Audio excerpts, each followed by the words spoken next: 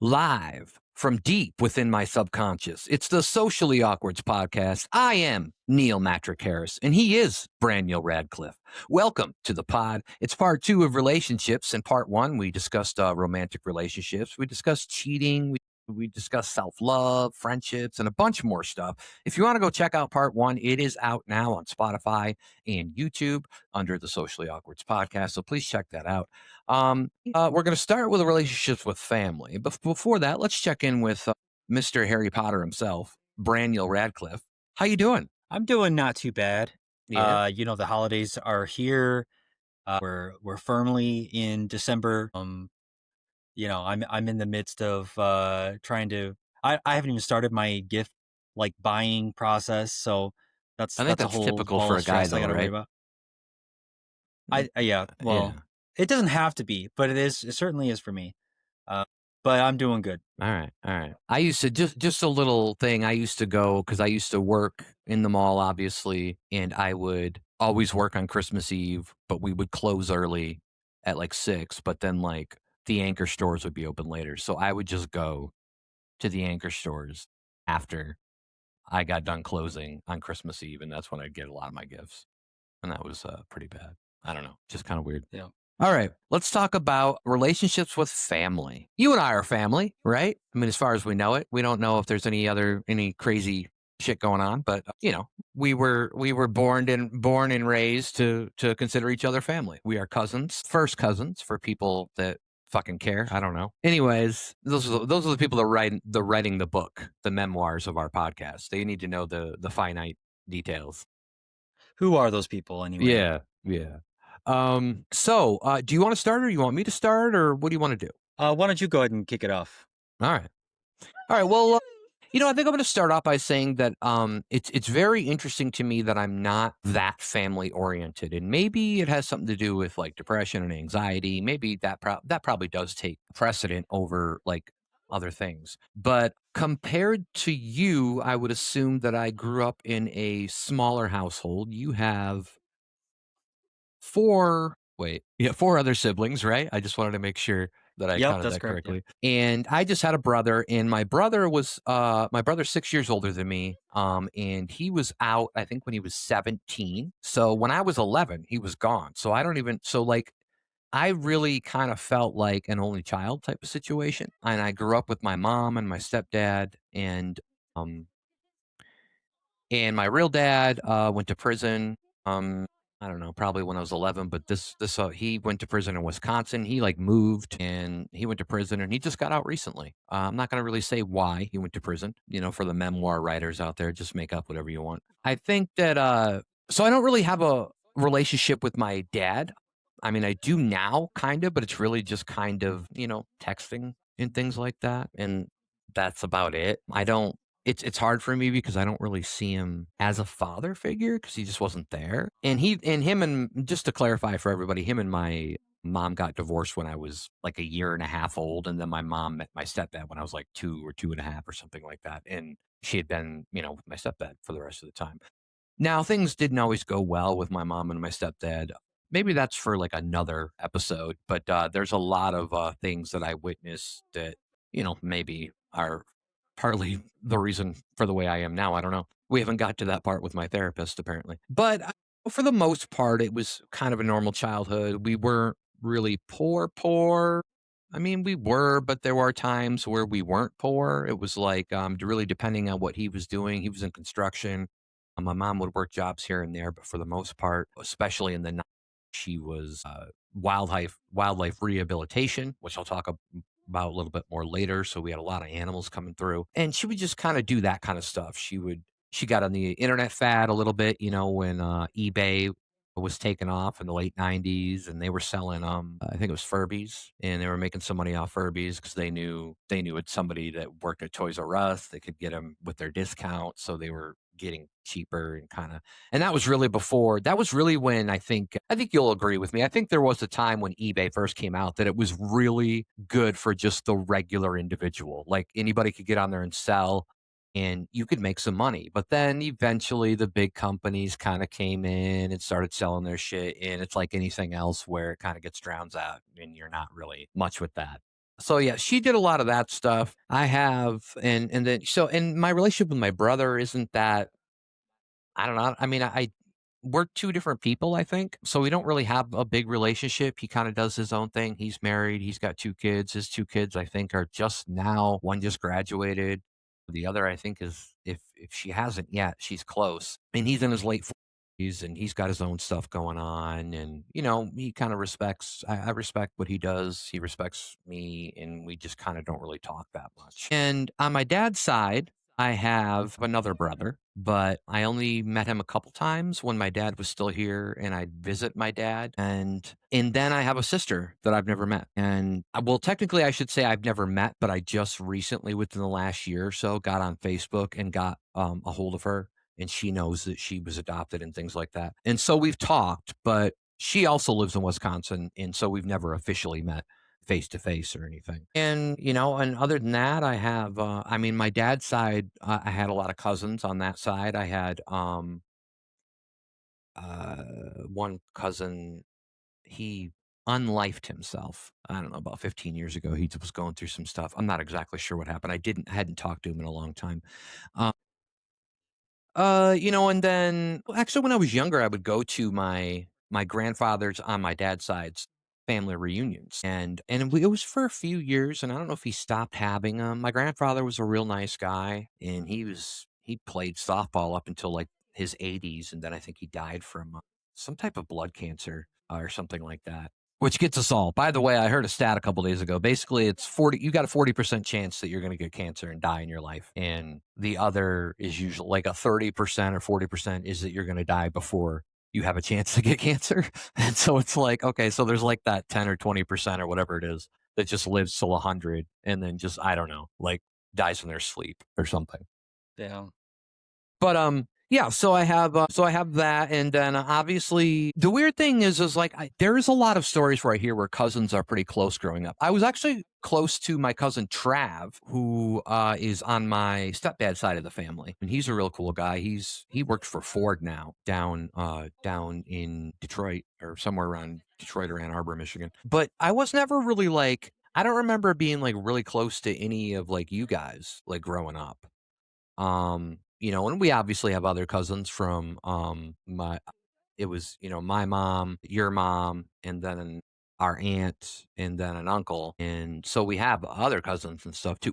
Were you close to anybody as like cousins growing up? Were you like hanging out with anybody, or was it just kind of like siblings or just friends? Yeah, I don't remember being real close to any cousins. I had periods where I would hang out with certain cousins or certain people who were related in a way that felt like a cousin.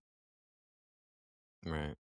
And I say that because, like, I think I had some people on my, on my stepfather's side that, like, I guess would have been cousins, step cousins, maybe, that Right. I'd hung out with off and on sometimes for a while. But usually those relationships didn't reach the same level as like hanging out with a sibling or even above that probably was just friends and friendships that I had made in school.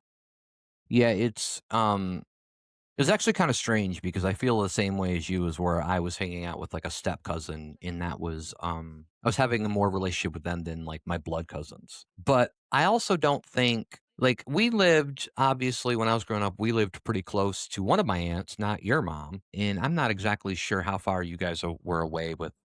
I know your mom would come to our house when because there would like in the late 90s and the early 2000s, we would take a yearly trip to Drummond Island in Michigan, and awesome place, by the way. Great island, right next to Cockburn Island, if anybody cares. And she would come and like watch the animals and watch the house for us. But I can't remember, like I don't know how far away you guys were like from us. So I'm not really sure like why. I don't know. It's just weird because I see a lot of people who like hang out with their cousins, right? Like I feel like I heard that a lot. We're like, oh, I just hang out with my cousin.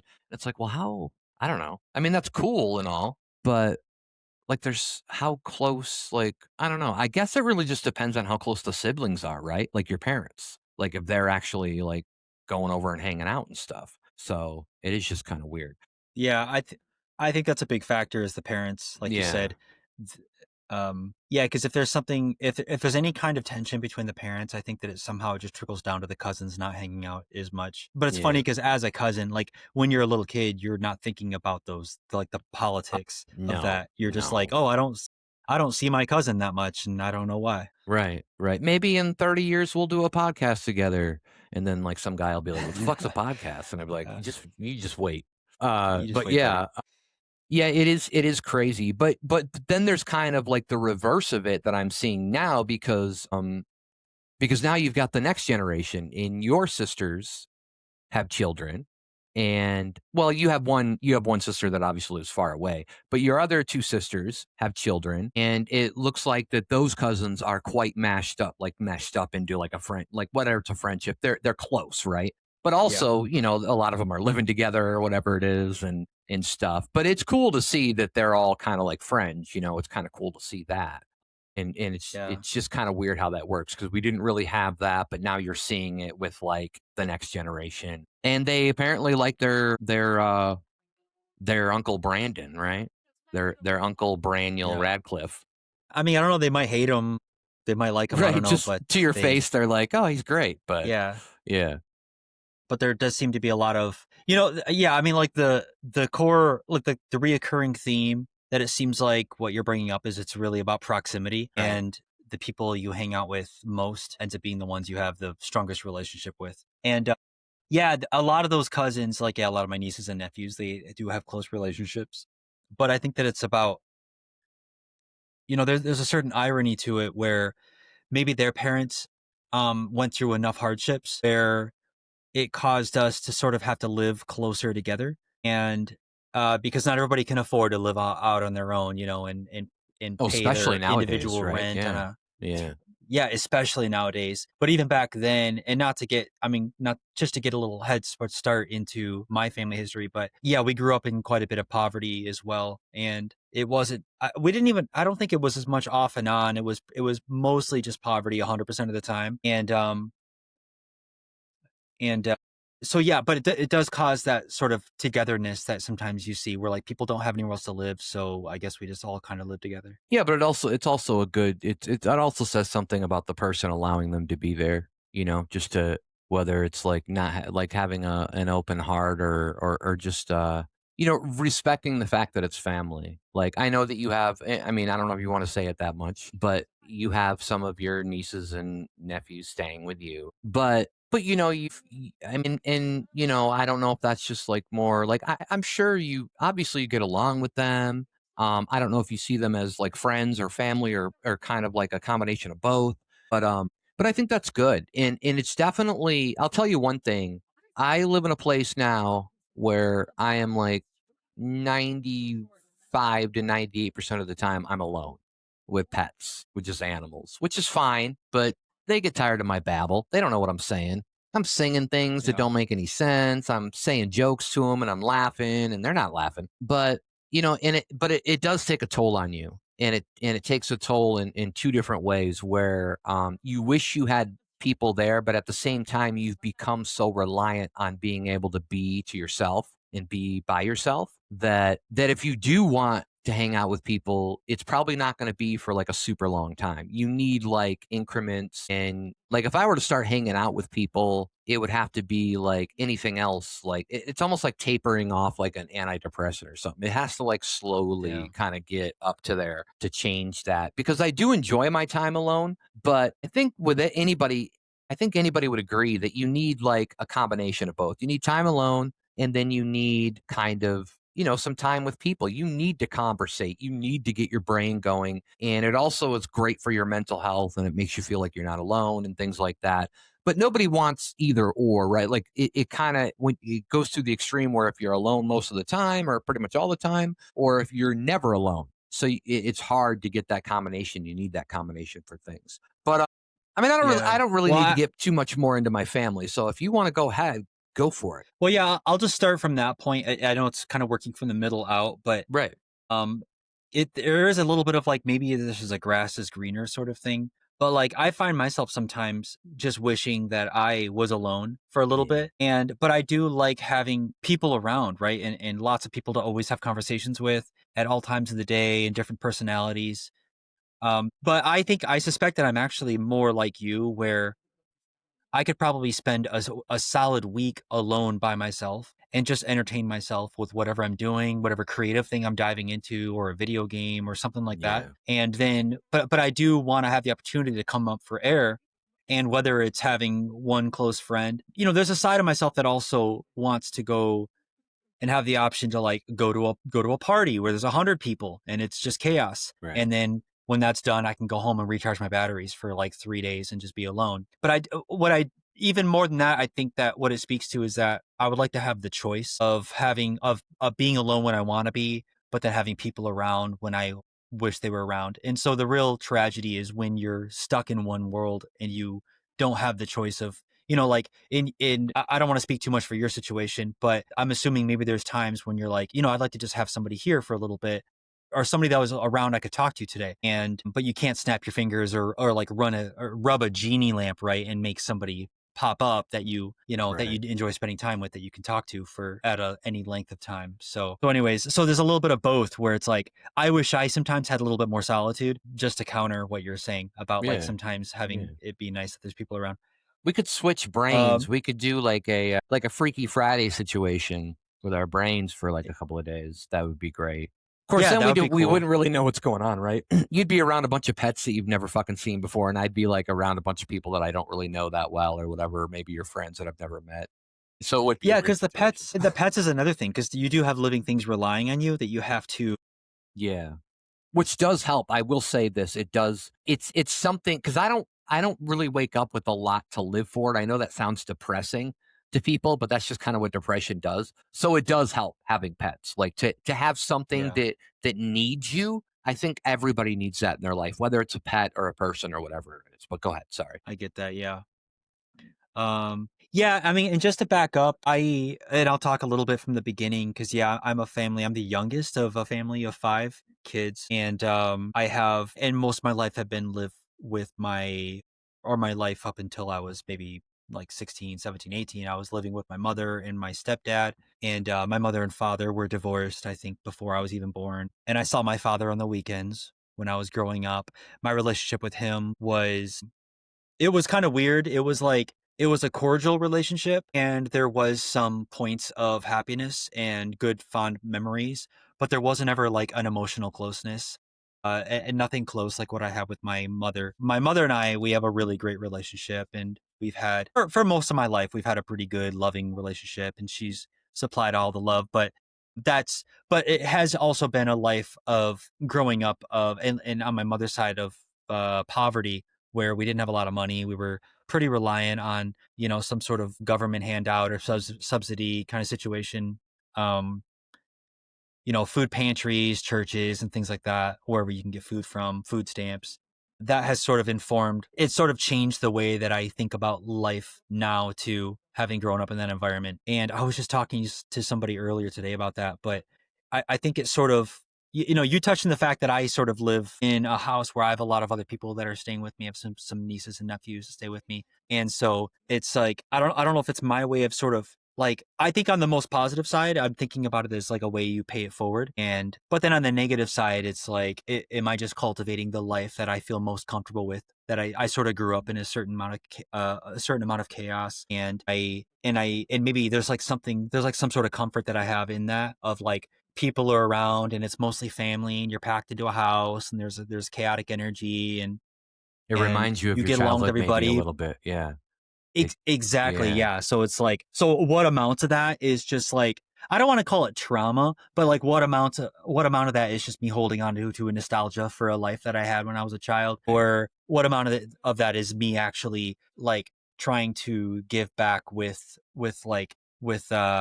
intentionality, right? Of like of what I'm doing. Yeah. So I just been thinking about that lately, and I'm like, I don't even know what the answer to that question is. But yeah, just to touch back on my relationship with my father, because I think that's an interesting one for me. I didn't. He was an alcoholic. He liked his alcohol. I didn't find out until probably I was a young teenager, until that side of him started getting uh brought out more. But that kind of um, it kind of soured our relationship a little bit, because he wasn't always a great alcoholic. Sometimes I would be around, and he would always usually slide into this state of mind where he was either upset or regretful about something in the past, or he was resentful about something in the past, or he was irritated about something in the present, which was probably, still had to do with the past in some way. So he was not a man without his problems and issues. And on the positive side, that didn't rub off closely on me because we didn't have a close emotional relationship. But on the negative side, it further put a space and a distance between us having any sort of close emotionally attached relationship. So that was what I had with him. Yeah, and like I said, I'm youngest of 5, so I have 3 sisters and a brother. And it's not, my relationship with them is, in some ways, it's like how you describe with your brother. It's like we are all doing our own thing. We don't always talk, and some of my siblings I'm closer with than others. Do you want to To name some level, I have names? respect. Yeah, sure. Yeah. Let me air the dirty, There's my Jericho, dirty laundry. and then there's Melisandre, and then there's I think I don't Those know. are cool names. You just Yeah. pulling those out of a hat, out of the Well, hat the of your head. second one's straight up Game of Thrones, but yeah, Melisandre. But no, go ahead. Yeah.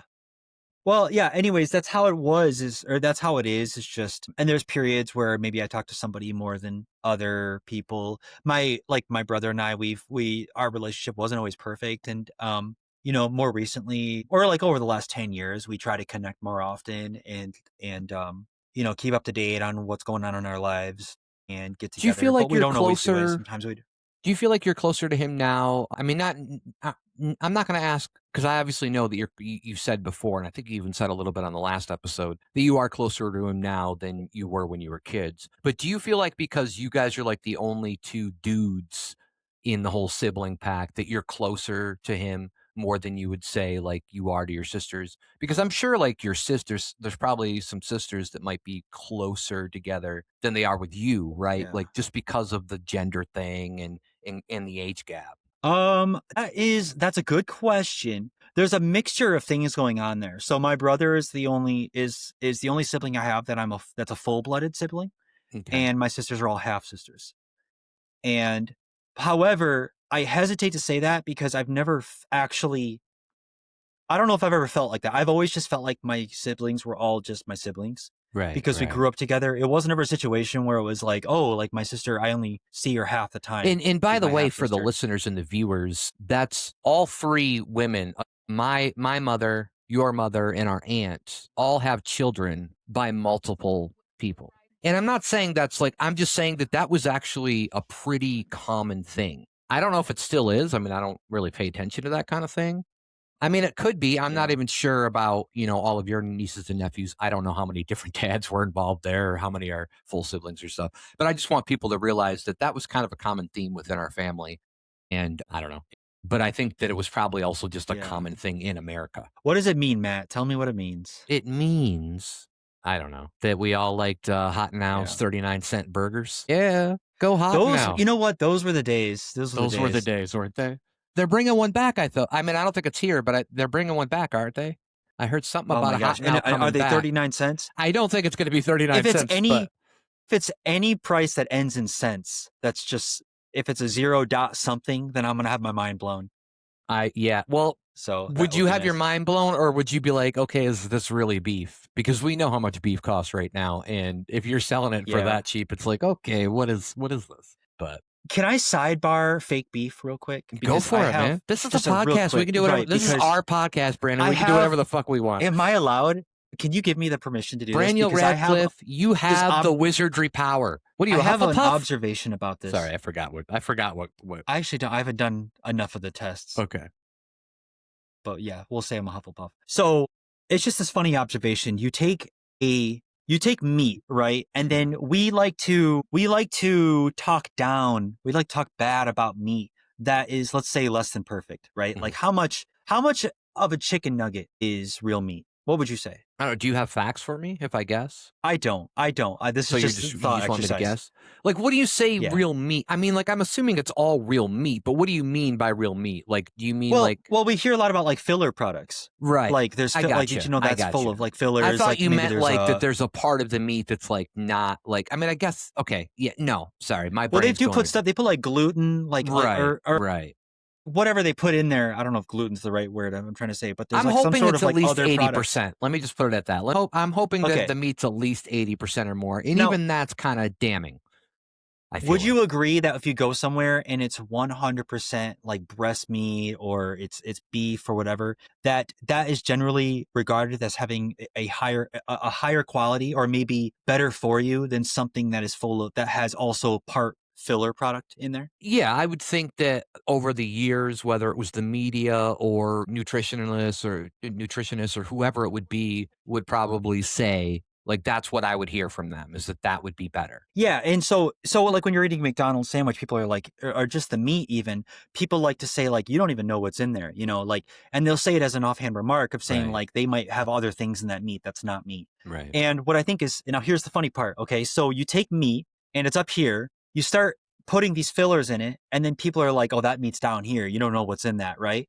Yeah. But if you keep putting fillers in, and to the point where you don't have where it's 100% filler and there's no meat, now it goes back to the top and it becomes a veggie burger. And that's the contention. That's the point that I have. That's the I got problem that you. I have with I it. got you. So, Yeah. yeah, because to one extreme or to the other, it's either 100% beef or it's 100% veggie or bean or whatever. Well, I mean, I guess bean is a veggie, but whatever it is that's making the veggie Yeah. burger. You just can't mix them. You can't mix it. You got the fake burger, you got the real burger. As soon Right. as you mix them, people generally on both sides of the aisle just consider that the crappiest meat you can have. Yeah. Yeah, and I wouldn't even mention the aisles. I think that's one thing that's probably not really that political. I just think everybody thinks that way. Most people Well, would think that way, right? Like, that's just well, how it I is was thinking because of the are you talking yeah, about I the was thinking food the aisle? aisle of The aisle of I was talking food? about the food, like the meat eaters and the vegetarians, Mm, not necessarily I like got you. No, no, no, I get you. Yeah, that's the MAGA definitely hat wearers. right, Yeah. right. Yeah. No, yeah, yeah, I totally agree with that. Yeah. Well, that's my observation I'm about just gonna meat. say And right now, you almost I mean, obviously, we're gonna do fake sponsors a little later, but you've almost foreshadowed one of my fake sponsors, and I'm sure you'll know it once you hear it, but it's kind of funny. But go ahead, continue on your and, are we getting back to the family? Are you done with yeah, the meat we're getting back to the charade? family. Alright. How did we get on meat? Usually what I do is I just, I put myself up on that heifer, and I ride that bitch. Oh, you mean like in a topic, not in physically how do we get on meat? You mean like how do we get it on Yeah, topic? I don't remember, and that's yeah. fine because by the way, this is like I don't Okay. know if you've taken any hits today off your vape for and we should before people go crazy and be like, "Oh no, he's vaping tobacco." Like, no, he's vaping the good shit. Calm the fuck down. I smoke usually before every podcast just to kind of get myself to like just be a little bit calm and stuff like that. But that's how all conversations I feel like happen when you're on weed is like you talk about something and then you go to something else and then 5 minutes later you're like, how the fuck did this happen? And that's just like Yeah. conversations on marijuana. Yeah, it's almost a sin to try to have to say, okay, what got us here? What did we start with? Yeah. Because Yeah. I mean, why? that's I mean, if you're impossible. having a good time talking about something, fuck it. So, but I can go back to it a little bit. So, anyways, that's my family and that's my upbringing. Boom. Period. Excellent. Excellent. People are Yeah. going to be like, what the fuck was that? He talked about meat for like 10 minutes and then he ended it with Yeah. family. Well, I had to get it out. It's such a it's thing that's been on my head, and like I think I'm a broken record because I've like said that like over the last year I've said it like 3 different times to like the same person, and they're like, I get it. You have this whole theory about meat and filler product, and it's like not Right. that actually that interesting. Right. Yeah. It's not really a conspiracy theory, though. I mean, yeah, I know you didn't say conspiracy, but I feel like some Yeah. people would be like, "Oh, that's conspiracy theory," and it's like, well, no, that's just. It's not even really. It's kind of proven. Like that's just how it is. But people, I just think to be intellectually consistent, that veggie burgers ought to be at the bottom of how we view the meat quality oh yeah, because definitely. you add filler, Well, they that's shouldn't where it even should be in be. there, right? You Like know. they shouldn't even be part of the how we view meat quality because they're not meat. But that's kind of what you're getting at too. Is you're saying, well, some of the meat that we already eat isn't already 100%. So Yeah. yeah, it is interesting, and it's a deep one. Like I could see you stewing on that for a couple hours at night. Like, you know what the worst burger I could think of is not a veggie burger, not a meat, 100% meat hamburger. Not a It's meat a burger. veggie burger where it's like a veggie burger where 5% of the patty is real meat. That's got to be like the worst combination, right? Because then Yeah, who are you why would catering anybody do to? that? That's what I'm saying. But It's like it's such a well, weird. I kind of want to. I think we should do it. There might be something there for the, like You want to try one, the or you just the want to? deviants out there, like Oh the yeah. food deviants out there that just want to see what We kind could of make like crazy, a whole YouTube of giving veggie burgers to vegetarians and not telling them that there's 5% beef, which might be there might be some Yeah, legal like this is ramifications there. 1%. Yeah. I'd like to say like this is 1% hot dog. You know what I Yeah. mean? Just hand them that Right. and 1% start hot there. dog.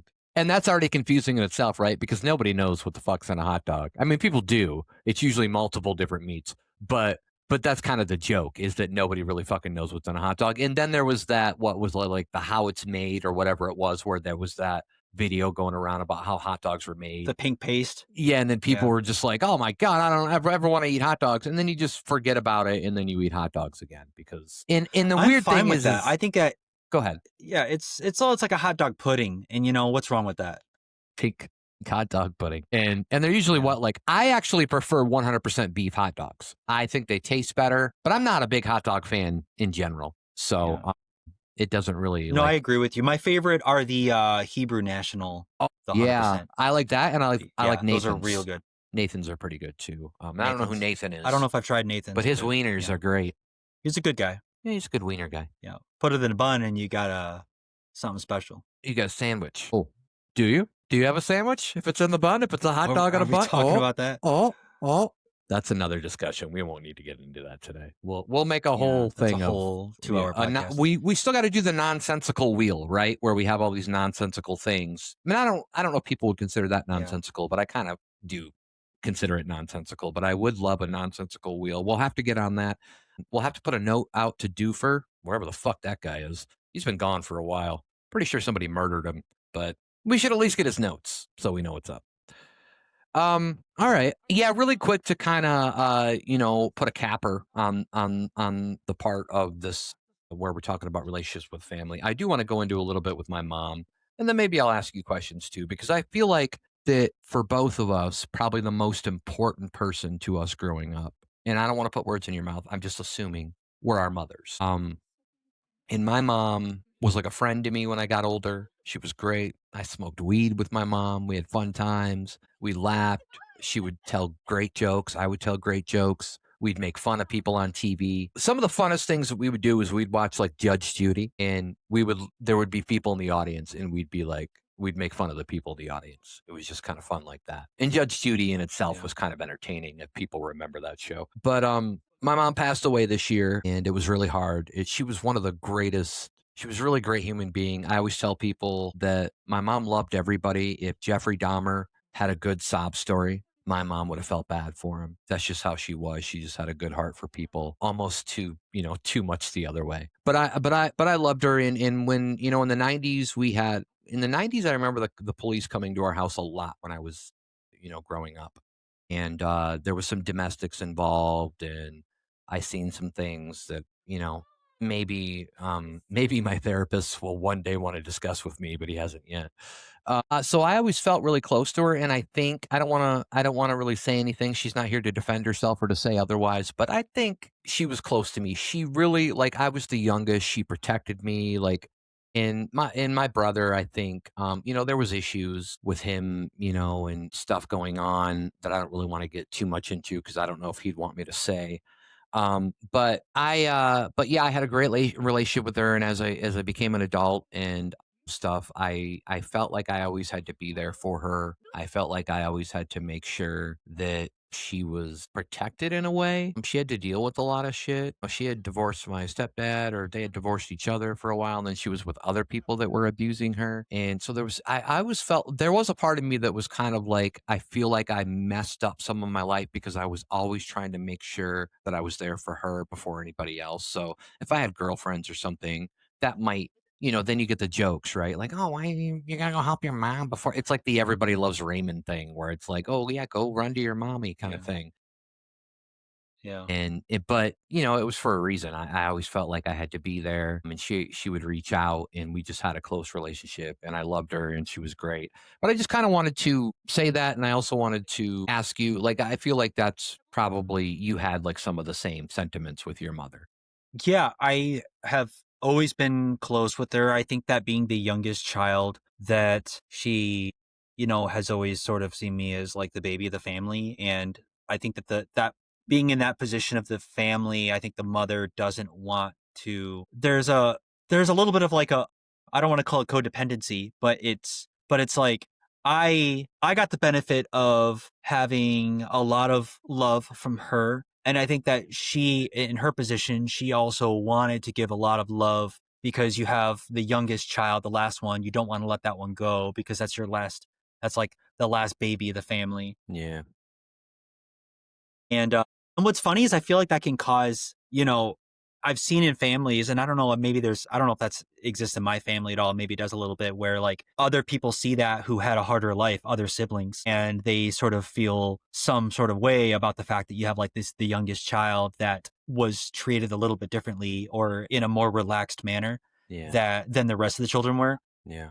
And it just seems like a common thing that does happen in families. And I think there probably is some level of that in my family. And it's hard for me to have a real strong point of view on it because I am the beneficiary of that youngest child sort of, behavior and love. Yeah. And so and I view it as a really great benefit. But I think there are, if I was being really careful about like deconstructing like who I am as a person and how I've gotten to where I am in life and the pitfalls that I've gone through as an adult, there probably are some drawbacks to it because there's a lot of times when I didn't, maybe I didn't have a strong enough drive to break out and do something, or I didn't have I didn't grow wings as fast as everybody else did, because I was babied, and that Right. made me a late bloomer. And Right. then as a result of being a late bloomer, you feel a little bit behind on all these things. So like everything, there's like, there's silver linings that are good and bad to all these clouds. But is that similar to you? Yeah. Yeah. I mean, yeah, I definitely like there was like, I mean, I don't want to say like favorited, but I felt that way. And, my mom would never yell at me. She would kind of like direct that towards the man, which I think at some point in the past, like that was very common, right? It was always the father that would kind of do the disciplinary stuff, whether it was the stepfather, whoever it was at the time.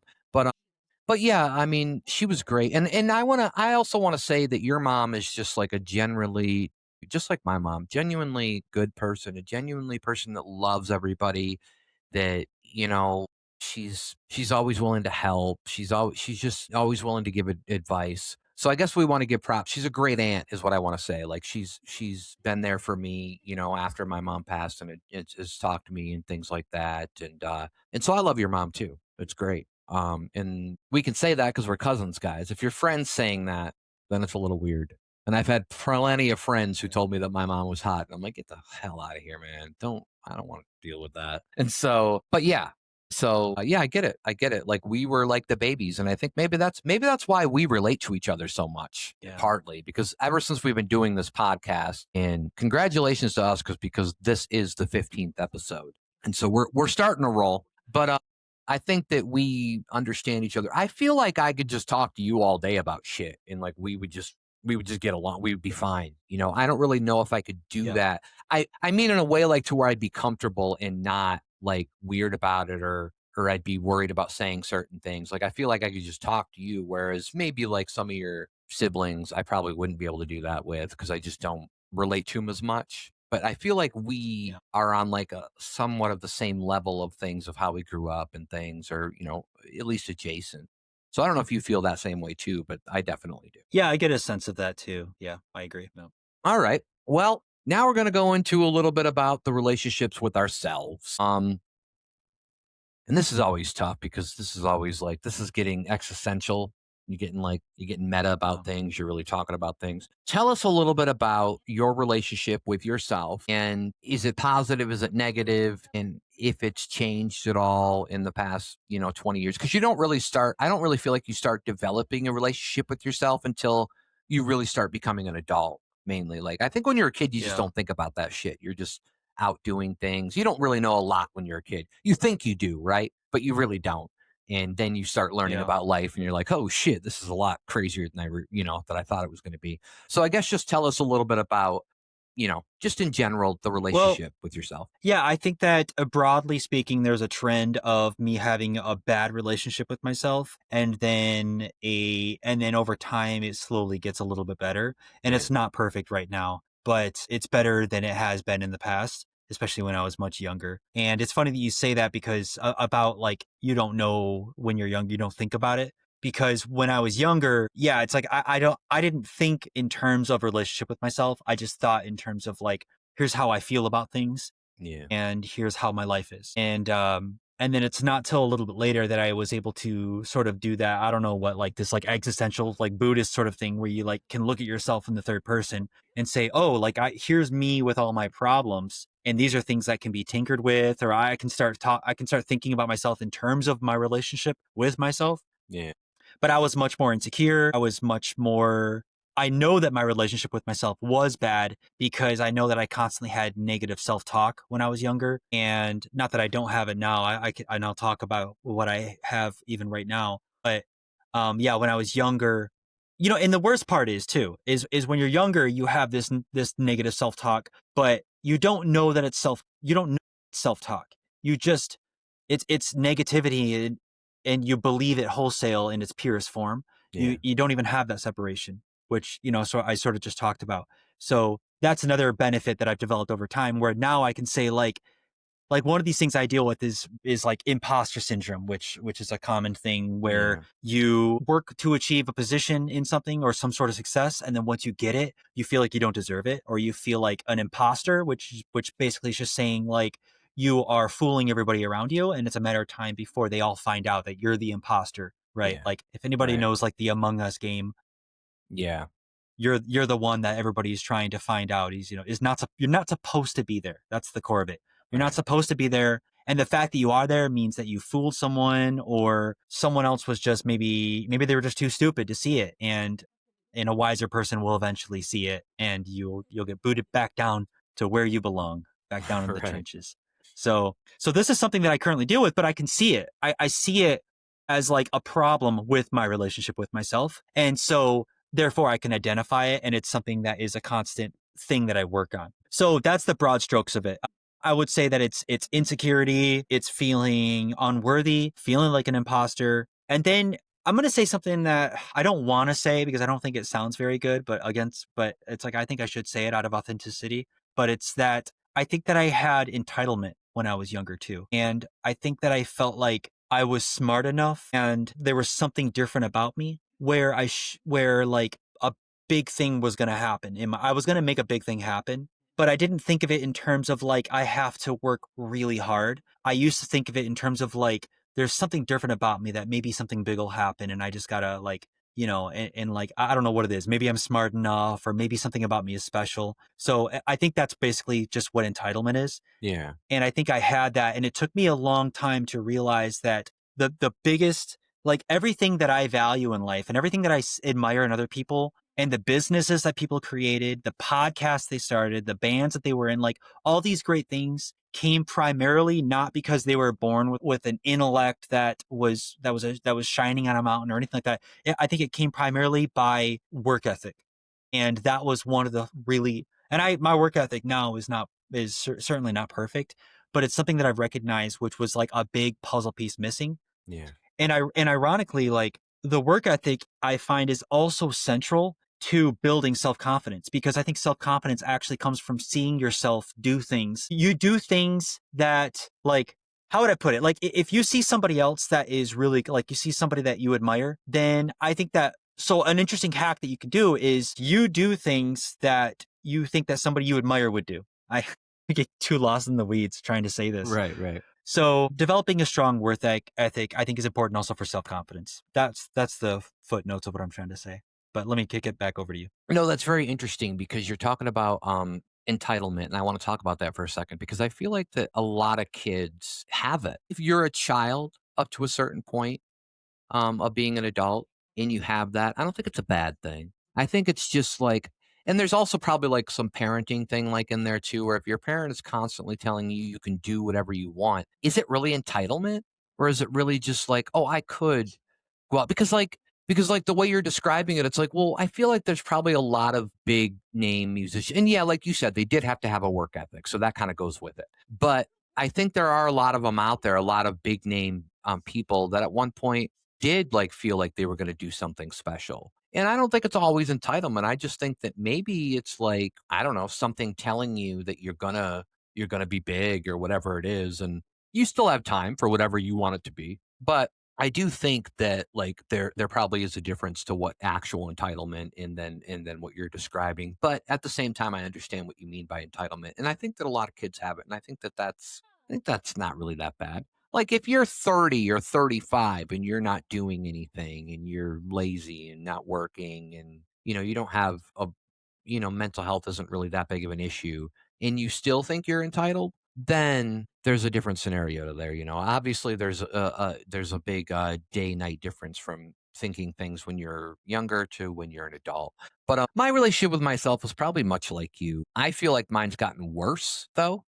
I didn't really know how much I disliked myself until I don't know, like the last 10 years. But at the same time, I feel like that's also my mental health doing that to me, like my depression saying, oh, you're not worth anything. You're not anything of value. And there's two words that always come back to me or that my mind always comes to, and that is value and failure. And if you're a good rapper, you can make those two rhyme in a song, value and failure. But I do kind of, I always think, oh, I don't have any value. I'm a failure. That's the two things I always think of. And when you're constantly thinking about those, it really does hinder a lot of things. And I don't want to get too much into the depression aspect because I feel like that's going to be a whole new episode at some point where we just kind of talk about depression in general.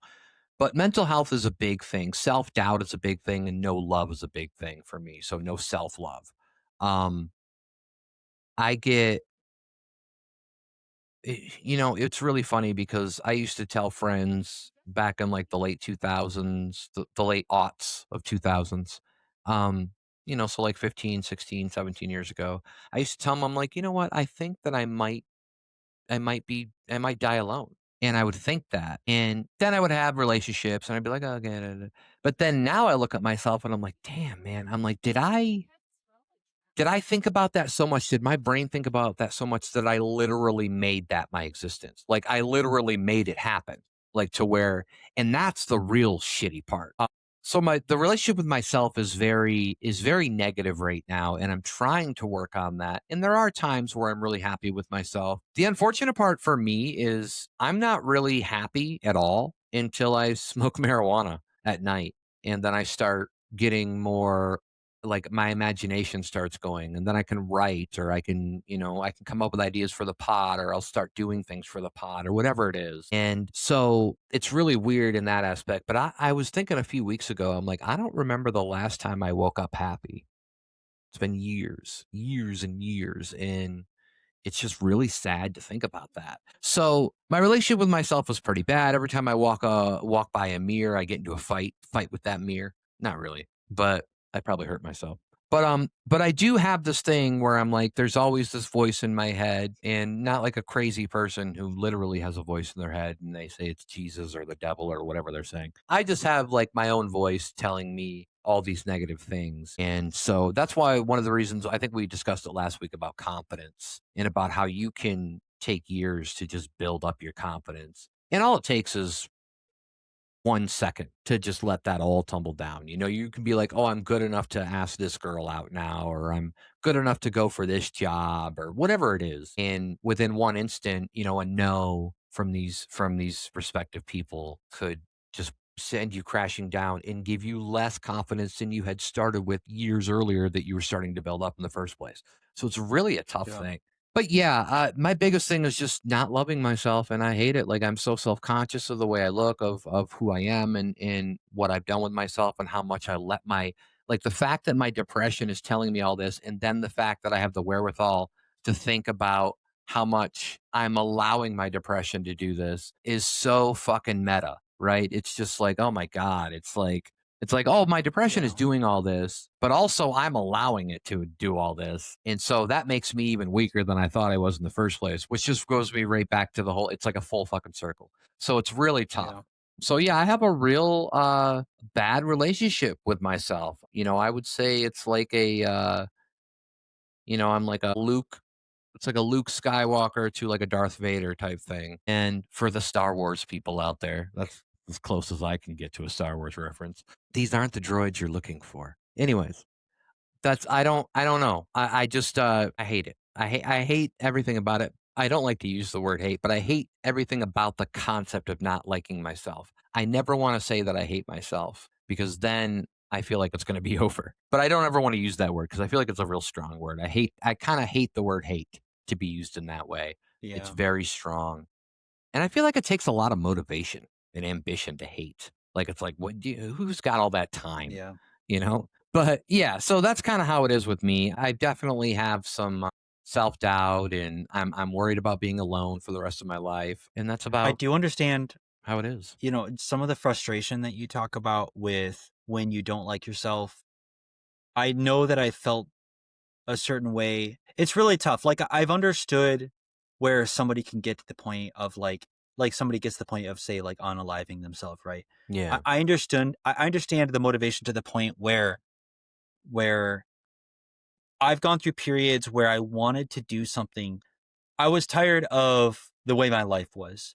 And I had like the awareness and the introspection to realize that the way my life was a result of who I was. And so I knew that I had to change a certain thing about myself to then see the effect manifest out in the real world. And then when I go to try to change that behavior, I can't. It's like I'm powerless to change it. Yeah. And that is where and so I understand when that is the deepest, darkest prison, because that is a prison that is like it's a magical place that requires a magical key to get out of that you don't have Yeah. and nobody else has it. And once you're down in that hole, it feels like what could possibly happen? Like, well, what's going to take you out of that place? It feels like you're stuck there. Like once you realize you can't change yourself, Yeah. and that's the thing standing in the way of everything good in your life happening. That's a really hard place to dig out of. And I'm not saying that like what's interesting about it is I think that physically it's not a hard place to dig out of, but I think that mentally it is the hardest place to dig out of.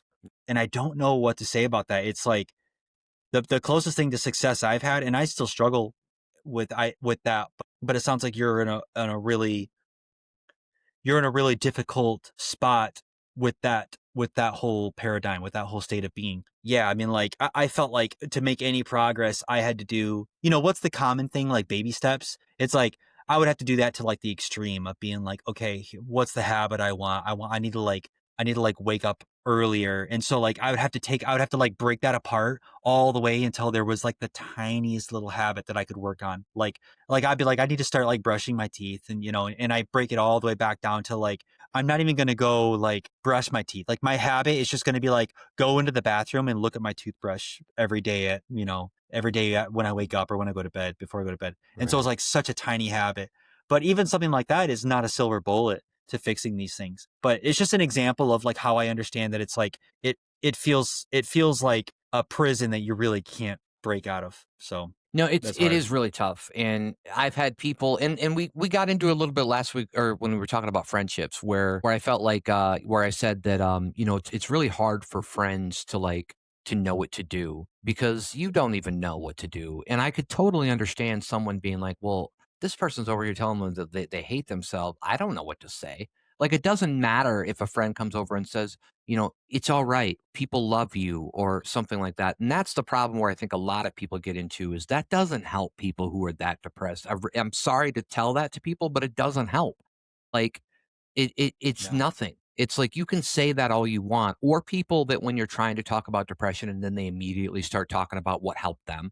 And it's like, okay, sorry, but that's not, once you start talking about that, I'm going to tune out because Yeah.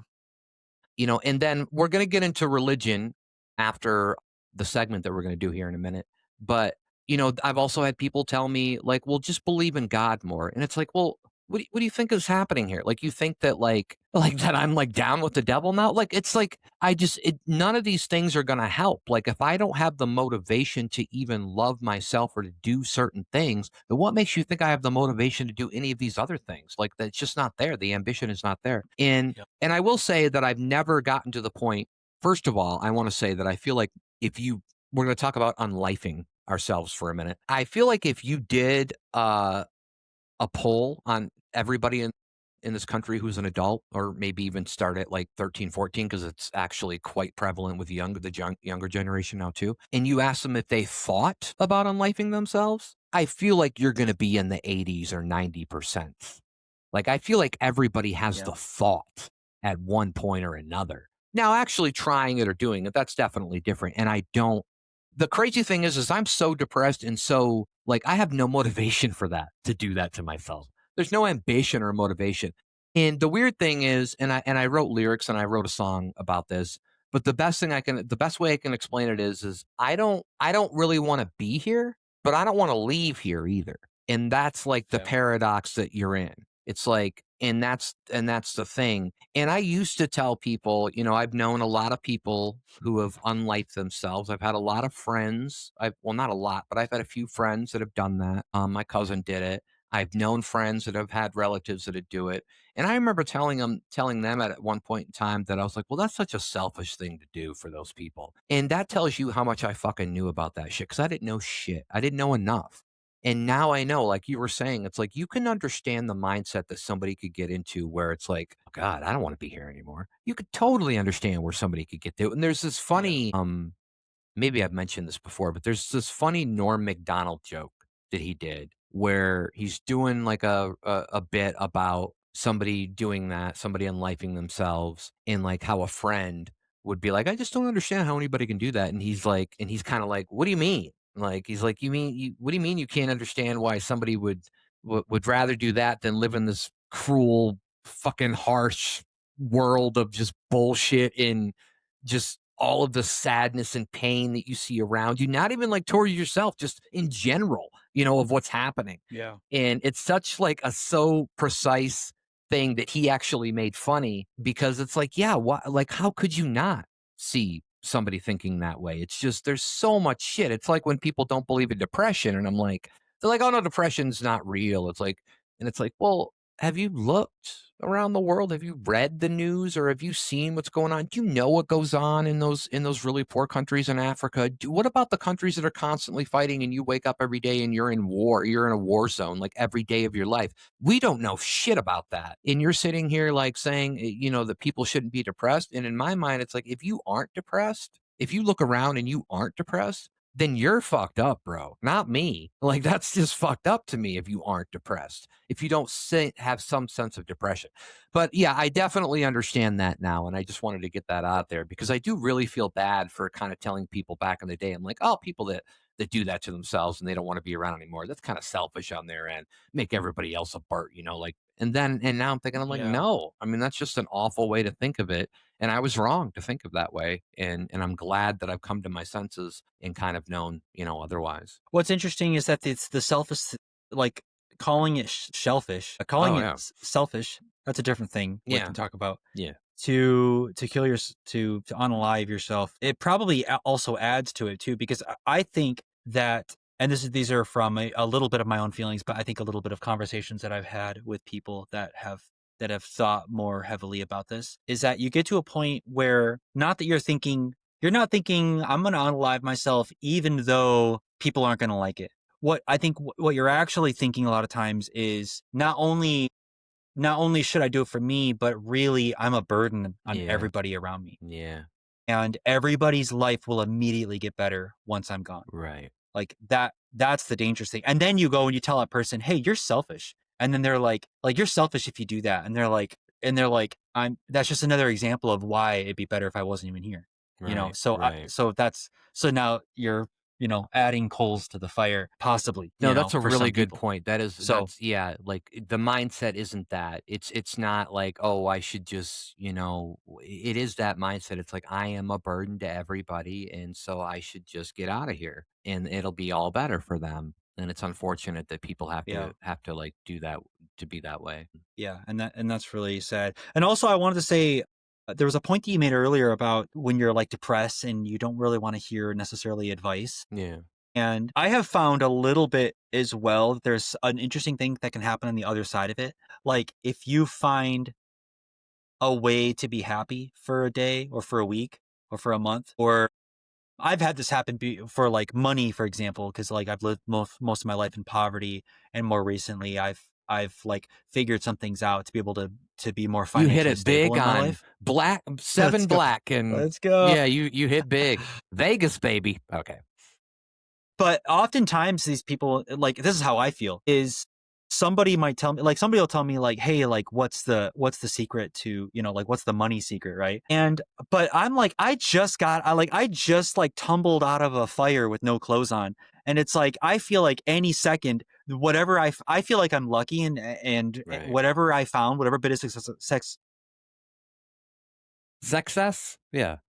yeah, whatever I found can be taken. I feel like it's fragile. It can be Yeah. taken away from me at any moment. So it's like I don't even feel comfortable being like, here's what you got to do, because um because I'm like, I don't know if I have the secrets. Like I haven't lived here. I haven't lived in this world long enough to know if I have the secret. And the same thing with happiness. Like if I'm happy for a month and I'm like, I don't know if I have been happy long enough to be able to bestow secrets upon you, to get you to where I am, because I'm still like in the Right. trial. I'm like Yeah. experimenting still. And I'm like, I think I found something that works, but I'm not sure. And, because so many variables change at once. And when you're doing a science experiment, if you remember from school, you're supposed to change one variable at a time so that way you can isolate it and know what actually affected the outcome. Right. Life isn't So so yeah, good at that. it's not so good at that. Yeah. So you have like maybe 50 variables to change at once, and you're really trying to backwards, like deduce what it was that Right. caused it.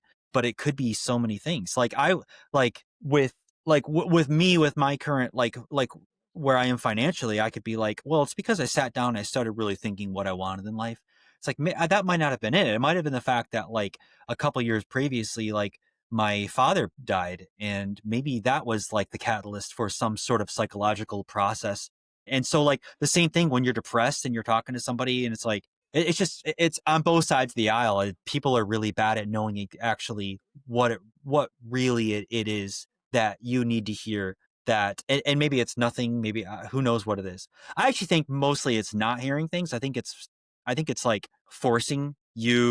Have you ever had times where you were depressed and like somebody came along and they were like, "Hey, we got to go do this, and we got to run errands." And you're like, "That sounds like the last thing I want to do." And then you go run errands, and then afterwards you're like, "Hey, thanks for getting me out of the house. It was nice to, like you actually feel a little bit better after doing There some have been random thing times, that, yeah, where I felt better, yeah.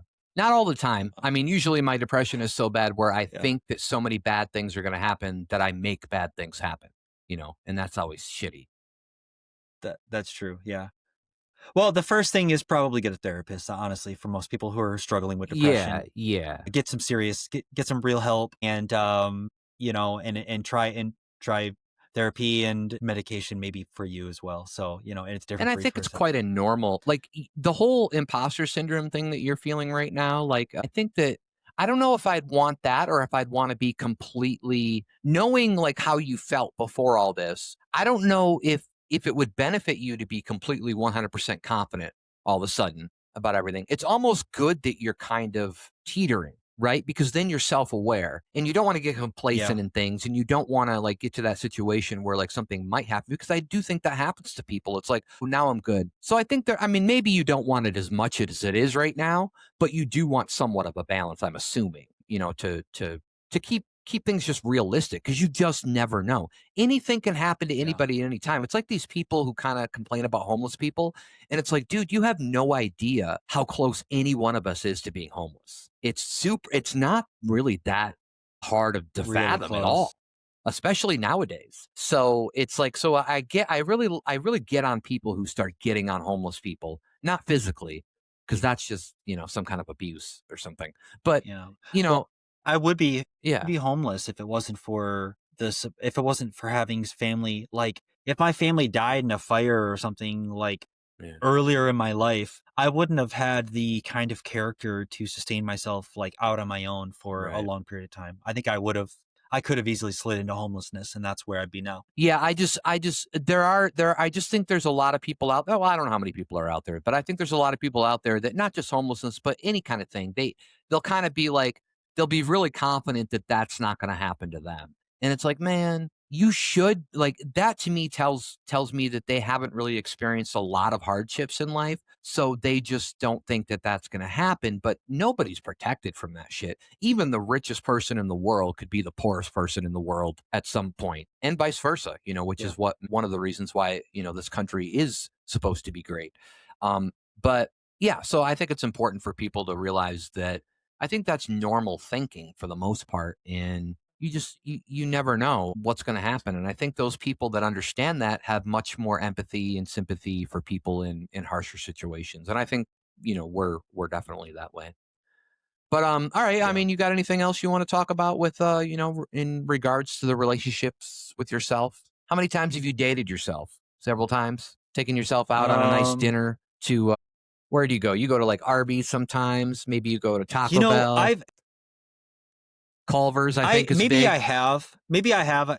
I've been actually it's a funny thought that I've had before where I was like, I need to take myself out to somewhere nice just for the Right. sake of me being Candlelit enjoying it for dinner. my own sake. Yeah. Yeah, and I don't know if I've done that on purpose. I've certainly have been to the point where I'm like, I'm gonna go out, I'm gonna get food. Like maybe this doesn't sound good, but this actually isn't that bad of an experience for me. But sometimes I'll just go and grab like fast food, but I'll sit like in the parking lot and just eat it and like listen to something I want to listen to in the car. Yeah.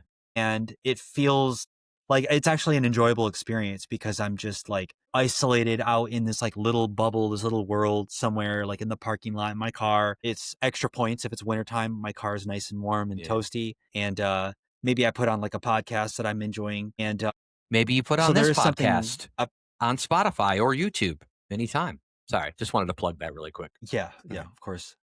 So there's that. Yeah, no, yeah, I think that's great. I think and you had talked earlier about how like you do live with, quite a few people in your household, and so that might be part of it too where you just feel like, that's good. But I think that self-care is huge too. Like I think that no matter what, self-care is huge. And I don't really mean like, like the things that you should do, but like self-care like in taking care of yourself. There is a time where you should be selfish, right? Like you can't be 100% selfish and you can't be 100% selfless. There's got to be like a point. You should probably be Yeah. more selfless than selfish, but there's going to be times where you want to be like, you need self care and you need that kind of thing. So I totally agree. That's great to have. That's great. I have a tiny riff off that too Riff it, that riff it. it's like it's something that I wholeheartedly believe in, and it's that I think that you do need to put yourself sometimes above others Yeah. as a way to maximally benefit others Yeah. because you need to have you need to be a strong pillar to hold up a roof and if you need to be a good foundation, whatever the analogy is you want to use, Yeah. but you can't let the foundation chip away. It's like you got to focus on the foundation and make sure it's good, so that way you can build a house on top of it and all the cool analogy stuff you want to put on top of it. Yeah. So in a way, you can call it, maybe selfishness is not the right thing to call it, but if you want to put it in a very simple way, I think you do have to be selfish, and you have to do it because you care about other people, Yeah.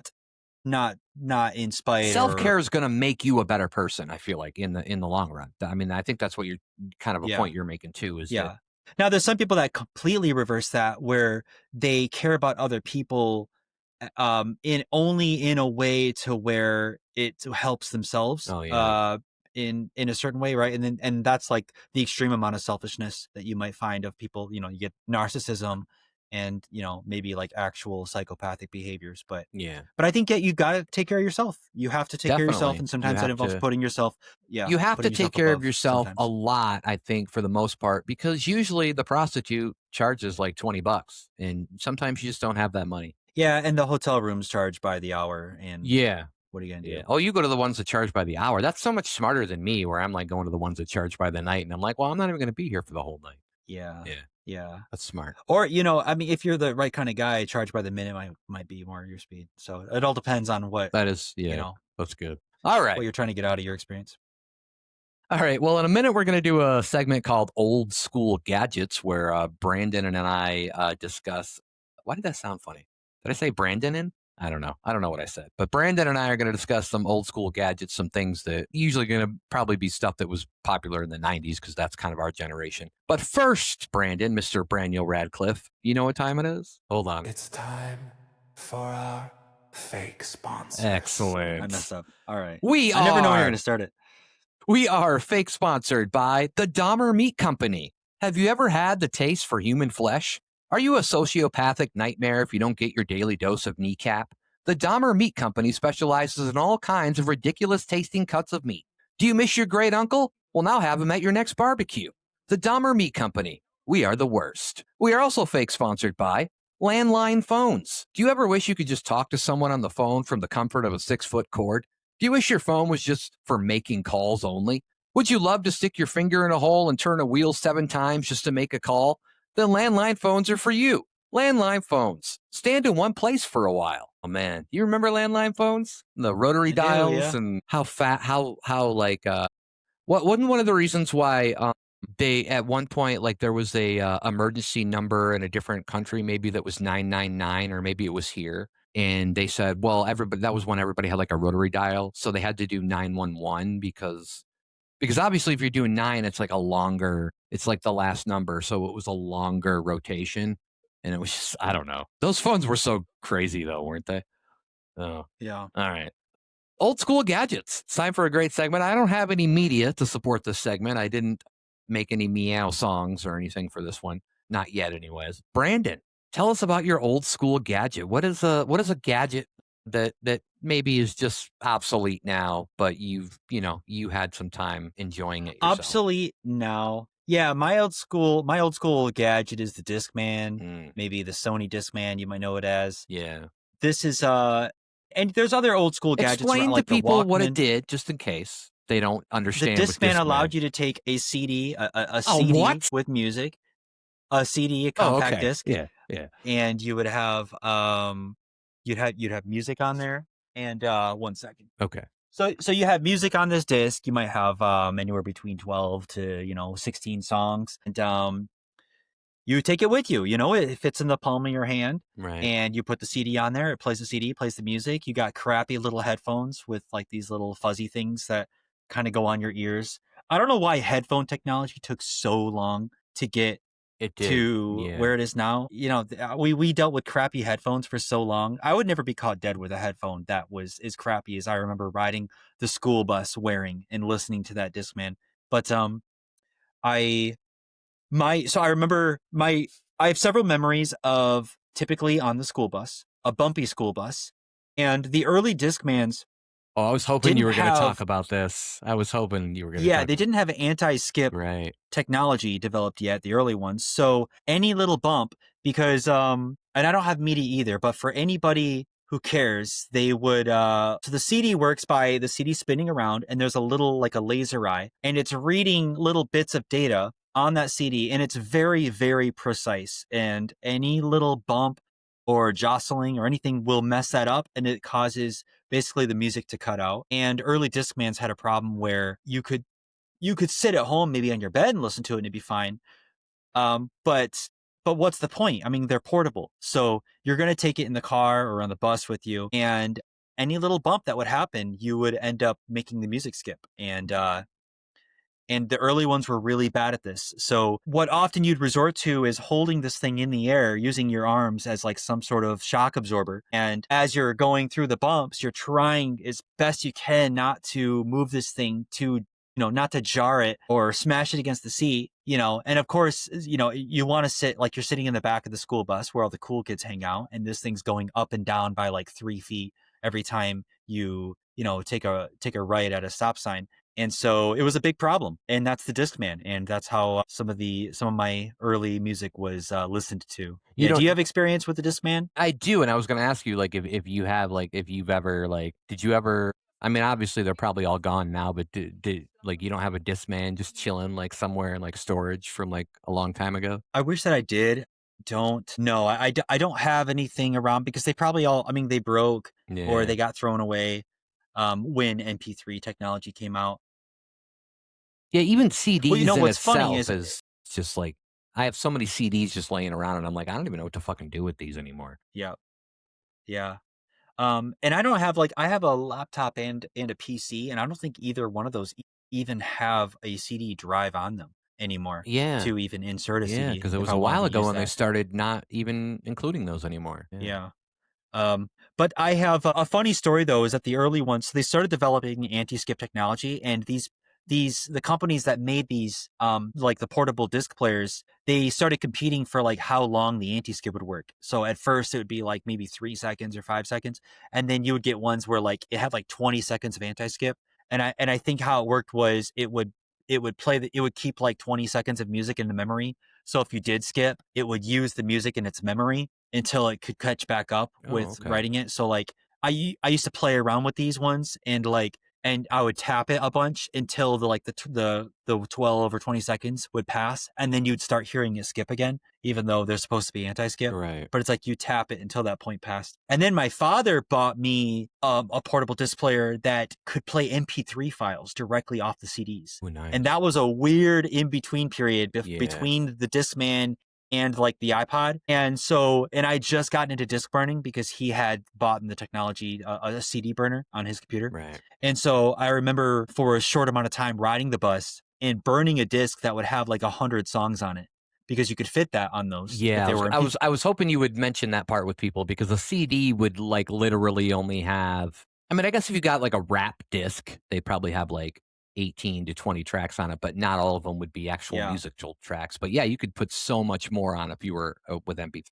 Yeah, because these discs can only hold like I think the technology can hold maybe like 600 megabytes of data or something like that, Yeah. and the it might be less. I might be thinking of a different one, but the early music was usually in like a WAV file format, like .wav, and then the MP3 can hold like maybe up to like 10 times less space, or it takes up 10 times less space, so you can put That's 10 what times more everybody songs is on there. hearing now, I guess everybody. We should probably elaborate. If you're on Spotify or if you're, I mean, that's all you're hearing is MP3s now. Yeah. And you're hearing them at a good enough quality to where, because Yeah. back in the early days, there was quality considerations. I think Spotify is pretty good with like allowing you to, especially if it's Spotify Pro, you can have like really high quality, Yeah. even though there's still MP3. So yeah, and that's basically it. That's my experience with the Discman. Yeah. I mean, I had a Discman for a while. I'm going to talk about a pager or slash beeper. I guess they were called either. When I was like 13 or 14, my parents got me a pager because I was the biggest drug dealer in the whole country. I was like, I had Pablo Escobar on speed dial. So like I had to speed dial. That didn't make any sense, right? I had Pablo Escobar on speed dial on my pager. No, obviously I was trying to when I was thinking about this segment, I was like, why did I have a pager? And then I was like, oh, okay, I must obviously have one because my mom wanted to be able to get a hold of me, right? Like if I was going out somewhere, she would page that number from home and then I would have to find a phone and call her back and let her know. So I understood that. But it was just kind of a weird time where people had pagers and beepers and things like that. And that was kind of in between the time where there were cell phones. The cell phones really didn't they weren't smartphones, they were just cell phones, right? Like so they just kind of did the same thing as one of our sponsors, a landline phone would do, but you could, you know, reach, hit certain cellular towers and you could go out and about your day and talk on them. But there is this funny story where I was dating this girl. You can call it dating, whatever. We were like 13 or 14 at the time. And it was only a couple of weeks and I don't know what happened, but she literally dumped me by calling me and or calling my pager and then spelling out the words I dump you in numbers, which I thought was so immature. I was like, "Oh, you're literally doing this? Like you could have just told me." So that's just kind of funny, the little funny part. I mean, I can look back and laugh at it now, You obviously, got but dumped. She got dumped over page yeah, I got text. dumped over a page with the numbers Wow. spelling out "I dump you." I guess people have to realize. I don't know if people do. Do people realize that even on our phones now, the numbers that there are letters that represent the numbers? I mean, I don't even know how many people nowadays actually realize that Yeah. because I don't know how often they would even use them. But yeah, there are obviously, and then in the early texting days, remember, like you literally had to click the number, and there was like Yeah. 3 letters, or I think 3 letters usually per number, and you would have to keep hitting that number so many times to get to that letter, and then you'd have to go to the next, and you would have that's how you would text, and it would take fucking forever. But yeah, so that's just kind of a little story about my days of having a pager and a beeper, and then I don't know what happened. I only had it for like a couple of years because you had to pay for that shit too. You had to pay for that service.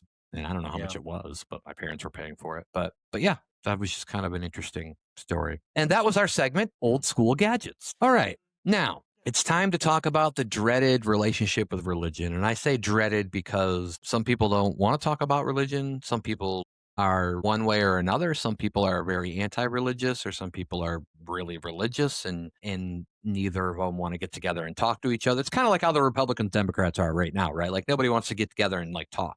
Like, but that's how I feel about Yeah. religion with some people who are really stout one way and then really kind of anti-religious the other way, whether they're atheist or agnostics or whatever they are. I guess I'll start. I have a firm belief in my mind that I kind of think I don't know what kind of relationship I have with God other than that I do pray every night and I love God and I understand that there's a God and stuff like that, and or I believe that there's a God. I should say I believe is probably the better word. But I also think that I'm also really not high on organized religion. I don't really like it. The fact that organized religion has cost them, like out of the entirety of time that we've been on this earth, humans have been on this earth, organized religion is responsible for more murder and deaths than anything else is kind of insane in itself, right? But a lot of wars have started because of it and other things. And there's still things that happen today, all based because people aren't, people might think that their religion is the one, or other people might think that their religion is the one. And I don't like that kind of thing. Like, it's not a good thing. So I'm not really big on organized religion. I've been to church maybe, I don't know, 3, 4 times in my life. That's it. So I'm not big on that. Now, if I had a family, like an immediate family, like a wife and kids and things like that, would it be different? Probably. I could totally see where the family dynamic comes in. And I don't know if I'd still go to church every day or every Sunday, but I also am a firm believer that you don't have to go to church every day. And I'm pretty sure the Bible states that. They don't like when they say like that you have to worship God, and it doesn't mean you have to go to church to do that. But or at least that's my interpretation of it. So I definitely, but I also have this issue of like people invoking God on a daily and saying like this. Like I asked one time a friend of mine because I'm a smoker and I really want to quit smoking. And they were like, and I was like, well, how'd you quit smoking? And they're like, well, I just had God help me. And it was like, I mean, I can't get on that. Like I can't get on that train. Like it's not going to be that easy for me. They have something in their brain or whatever that their relationship with God, whatever God that they believe in is, and that's what's helping them. And I don't have that same thought process. So it's kind of like it's difficult. But I kind of believe that God doesn't really get himself involved anymore in this. I don't really think he does. That's my belief, is that I think that he gave us all free will, and yeah, he was involved in some parts when you read the Bible. But now I really don't think he's involved. I personally don't think. I mean, I don't know, but I personally that's what I believe. So but there are things that like I get upset with people who will say things like and maybe we've discussed this before, but like when you people, let's say like a baby like gets cancer and dies, and they'll be like, well, God works in mysterious ways, or God needed another baby or another ain't. And it's like, okay, shut up.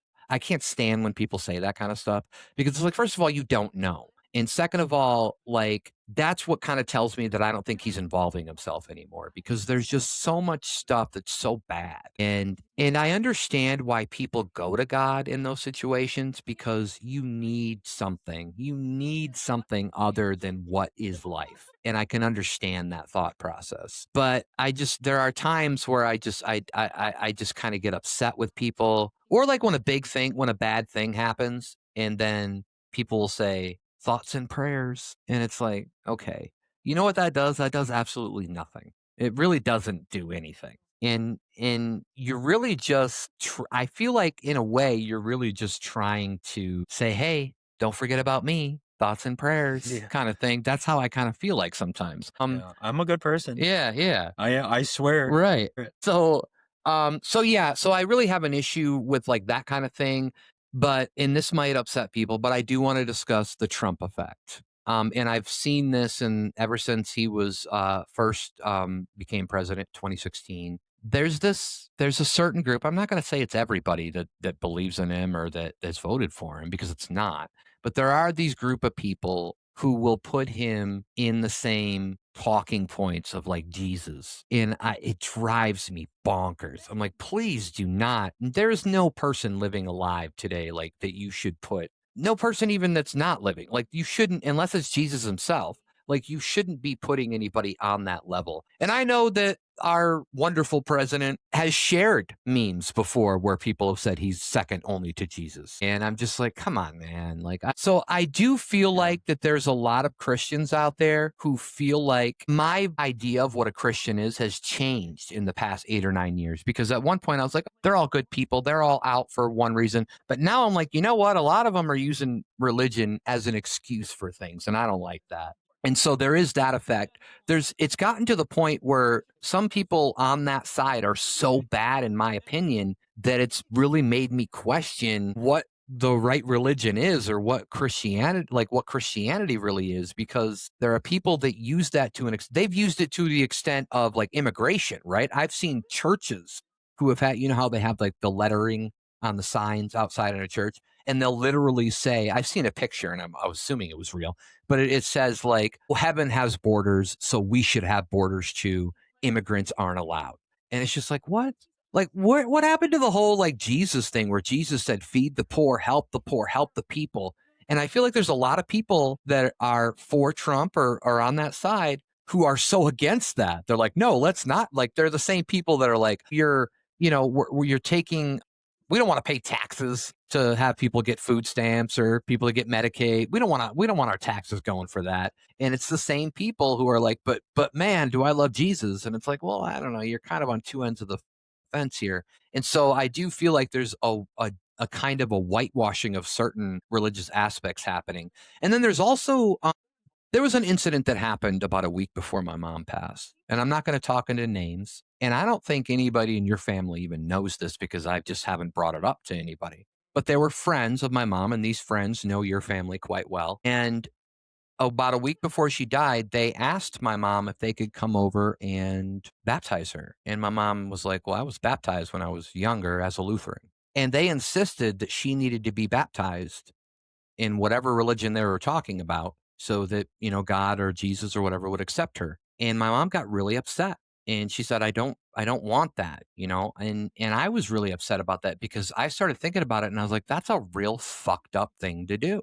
Like, what makes you think that your religion is better than, like, she got baptized in her own way by our grandmother, or whatever, when she was a kid. And it's like, and that's where religions really starts to bother me is when you start thinking that you're the one, you're the religion that God's accepting, because obviously there's so many out there.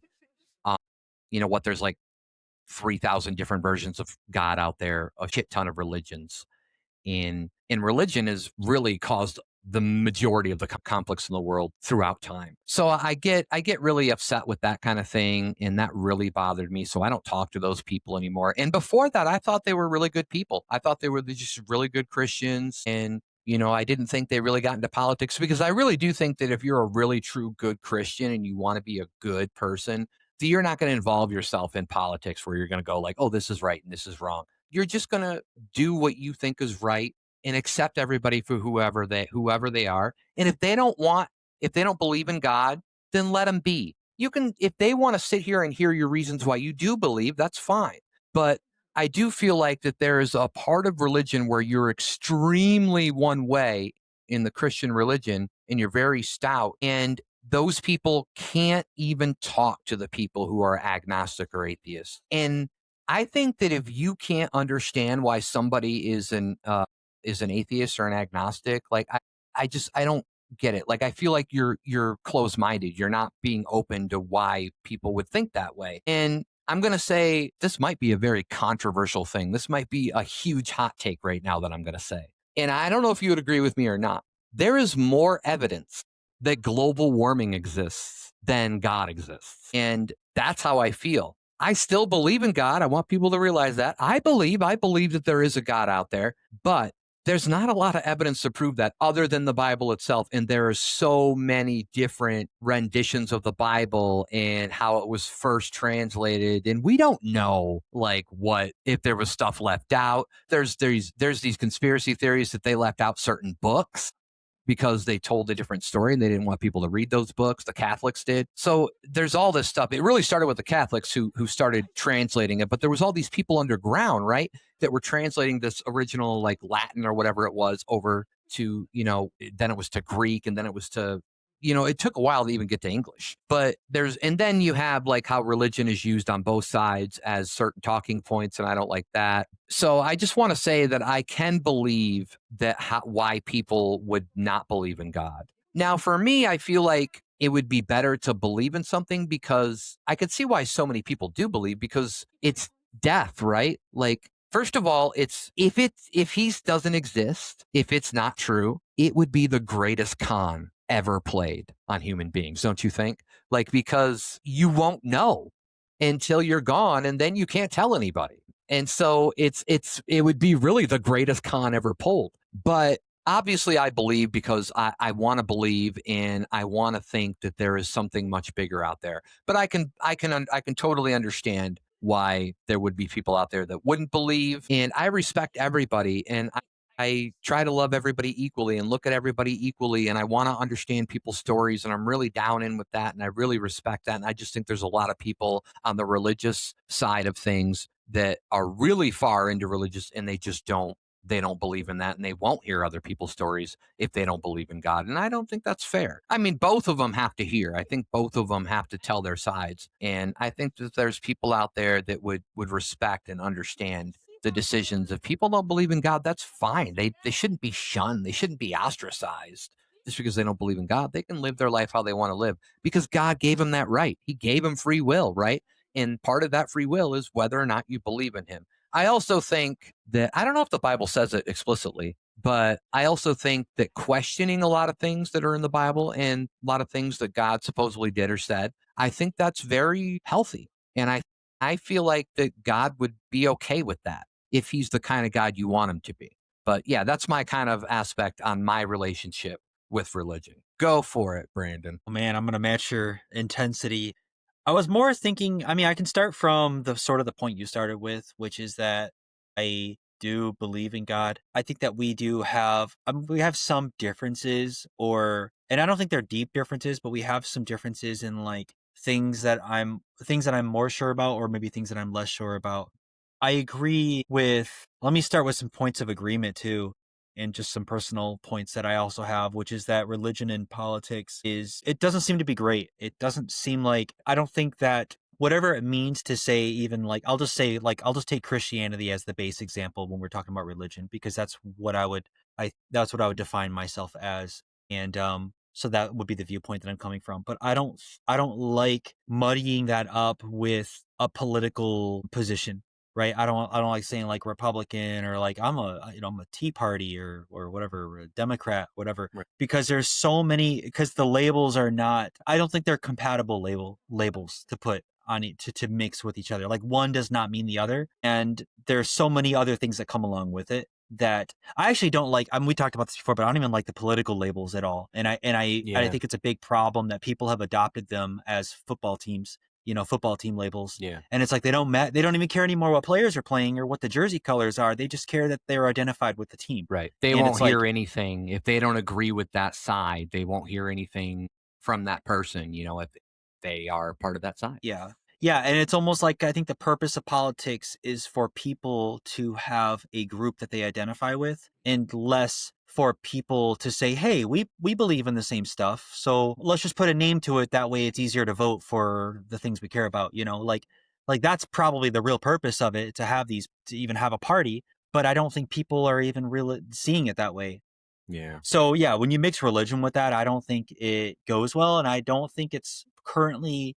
I would agree that it's currently not going that well. So I think that yeah, and I like those things that you mentioned. Like, I don't agree with those sort of depictions of Trump and stuff, of like how you talked about it. I don't get as much of, like, for some reason I haven't seen as much of that. I think that it is out there, and that it's not. I would hope that there's Christians out there that would see that, and also be willing to say, like, that's not really how, like, even if you support Trump, I think you could be a Christian, you could even support Trump, and you still have to have a hard stop at like defining him as some sort of like second coming of Christ kind of character, right? So even if we go all the way really far in that direction, yeah, I think, and then some of the points that I probably have less, like, I don't know if I want to say less agreement, but some counterpoints maybe is like if God isn't real or the afterlife isn't real, then it's like the greatest con. And I think in some sense or some way to define that you could say it that way. But I don't know if I would believe, like, I wouldn't say it that way because I think that religion has, like, let's say God's not real. There's no afterlife, nothing like that. I can still see how religion came across as a sort of cultural technology that was evolved because I think it had a benefit for society. So in that sense, I see it as less of a con. I see it as a useful thing to have during the darkest times in the human ages, like But when you're the a freedom simple. guy. You're the autonomy I am the guy. freedom guy. So, That's right. like, to Yeah. me, it's like, sorry, this is good for the content, right? Yeah. Sorry, I Pick it got my apart. like Nicolas Cage crazy eyes there for a second. But you're like, but I'm Yeah. just saying that, like, if you find out that because if what I'm saying is that means that was their it's a sense of control. They're using it to control the population if it's not real. And to me, it Well, feel like a big autonomy guy like you would be like, oh, that's not good. I don't like the they part. I got you. I would take away the they part. Okay. Is like I see it as more organic. Right. Okay.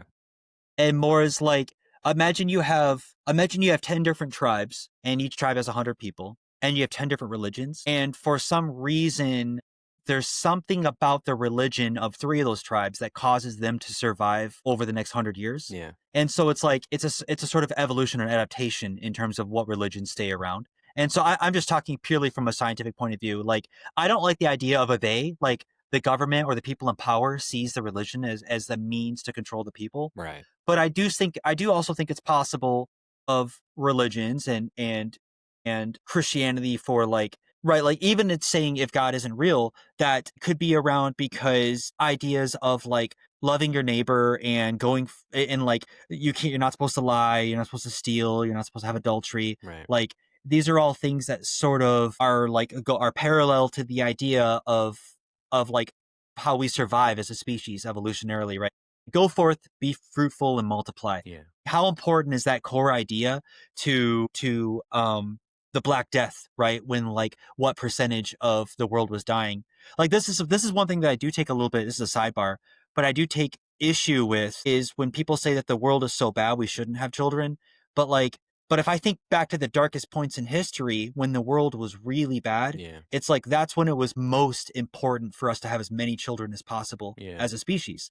But but there's a difference between what do we do to make our species exist versus what do we do that's good, like, spiritually, psychologically, like, is this good for us? Like, is our existence any good? Like, should we bring people into this world? So I understand that viewpoint. I think that's what people I are think it's talking more of about. an American viewpoint too, though. I think that there's a point where, like, and that's one of the reasons why I have an issue with, like, sometimes with America is like we get on our high horse as Americans sometimes. And because we really haven't had to see anything firsthand, it's always been like wars across the world or whatever. I feel like that we're kind of that way. We're like, well, we don't want to bring children into but we also there are Americans out there that I think will say, oh, these are like the worst times ever. And like you just said, you're like, well, what the hell, man? There was like the plague that took out, I don't know, it was a lot. It was like a 30, 40, it might even have been like half the world's people at the time. I don't even know, sure.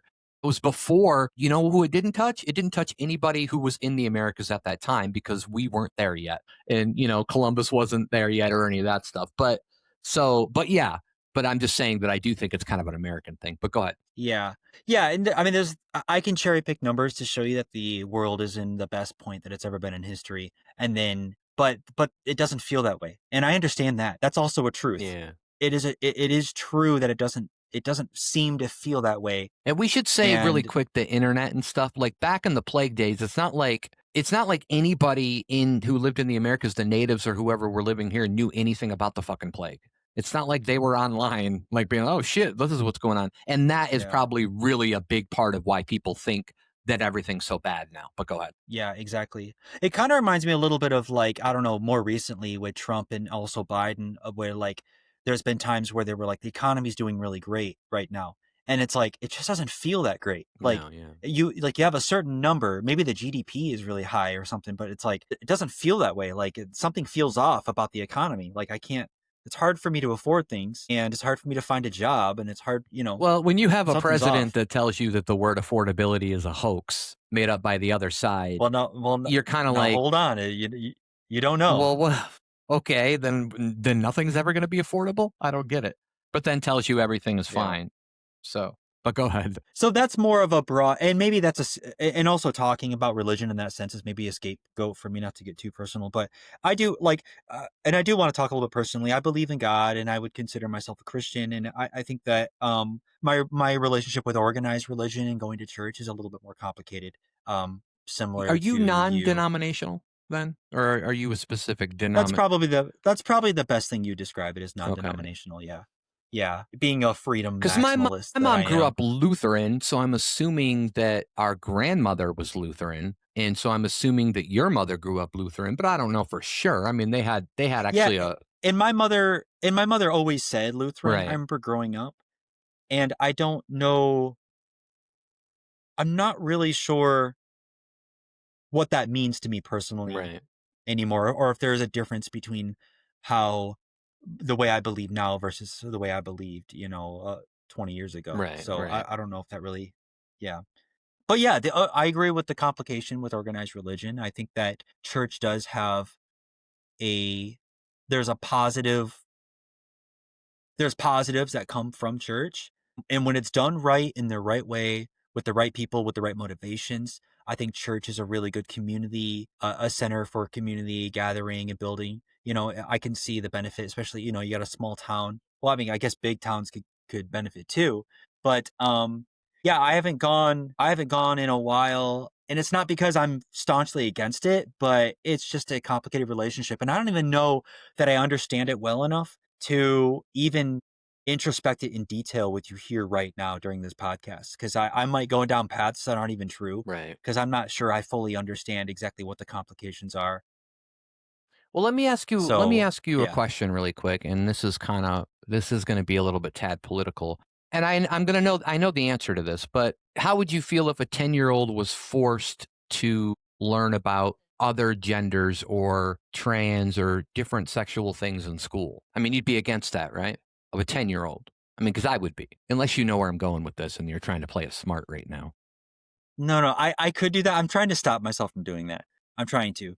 But maybe I am gonna do that no matter what. But I do want to just say, like, when we say forced, we're talking about it's part of the Yeah. curriculum, and therefore they will be Yeah, I mean, learning I'm it. not, and they're not getting kidnapped They're and they're like, tied you got to down. I learn don't want about the 10-year-old. this. Yeah, it's Yeah. not that, but Yeah.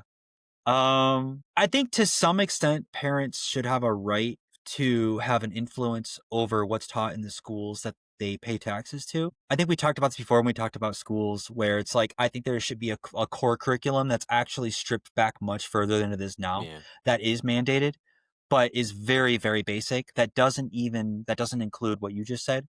But in certain communities, if that's what the community votes on, and that's what they want, a 10-year-old learning about genders or Gender ideology or re- whatever they would call it. gender ideology, and religions. Like, I don't know that I would say that I'm for or against it necessarily. A lot of people call like Yeah, if they're 10-year-old, we've heard this word a lot, but if their child is getting taught certain things in school that they don't like, a lot of people will call it indoctrination, right? They'll be like, oh, they're indoctrinating them to want, that's to right. whatever. And I feel the same way, and they wouldn't though. And this is kind of where I'm talking about where like a lot of people on the very far Christian spectrum there will say, well, they shouldn't be learning about all this. They're going to be the same people who are against gays, because of whatever the Bible says or whatnot.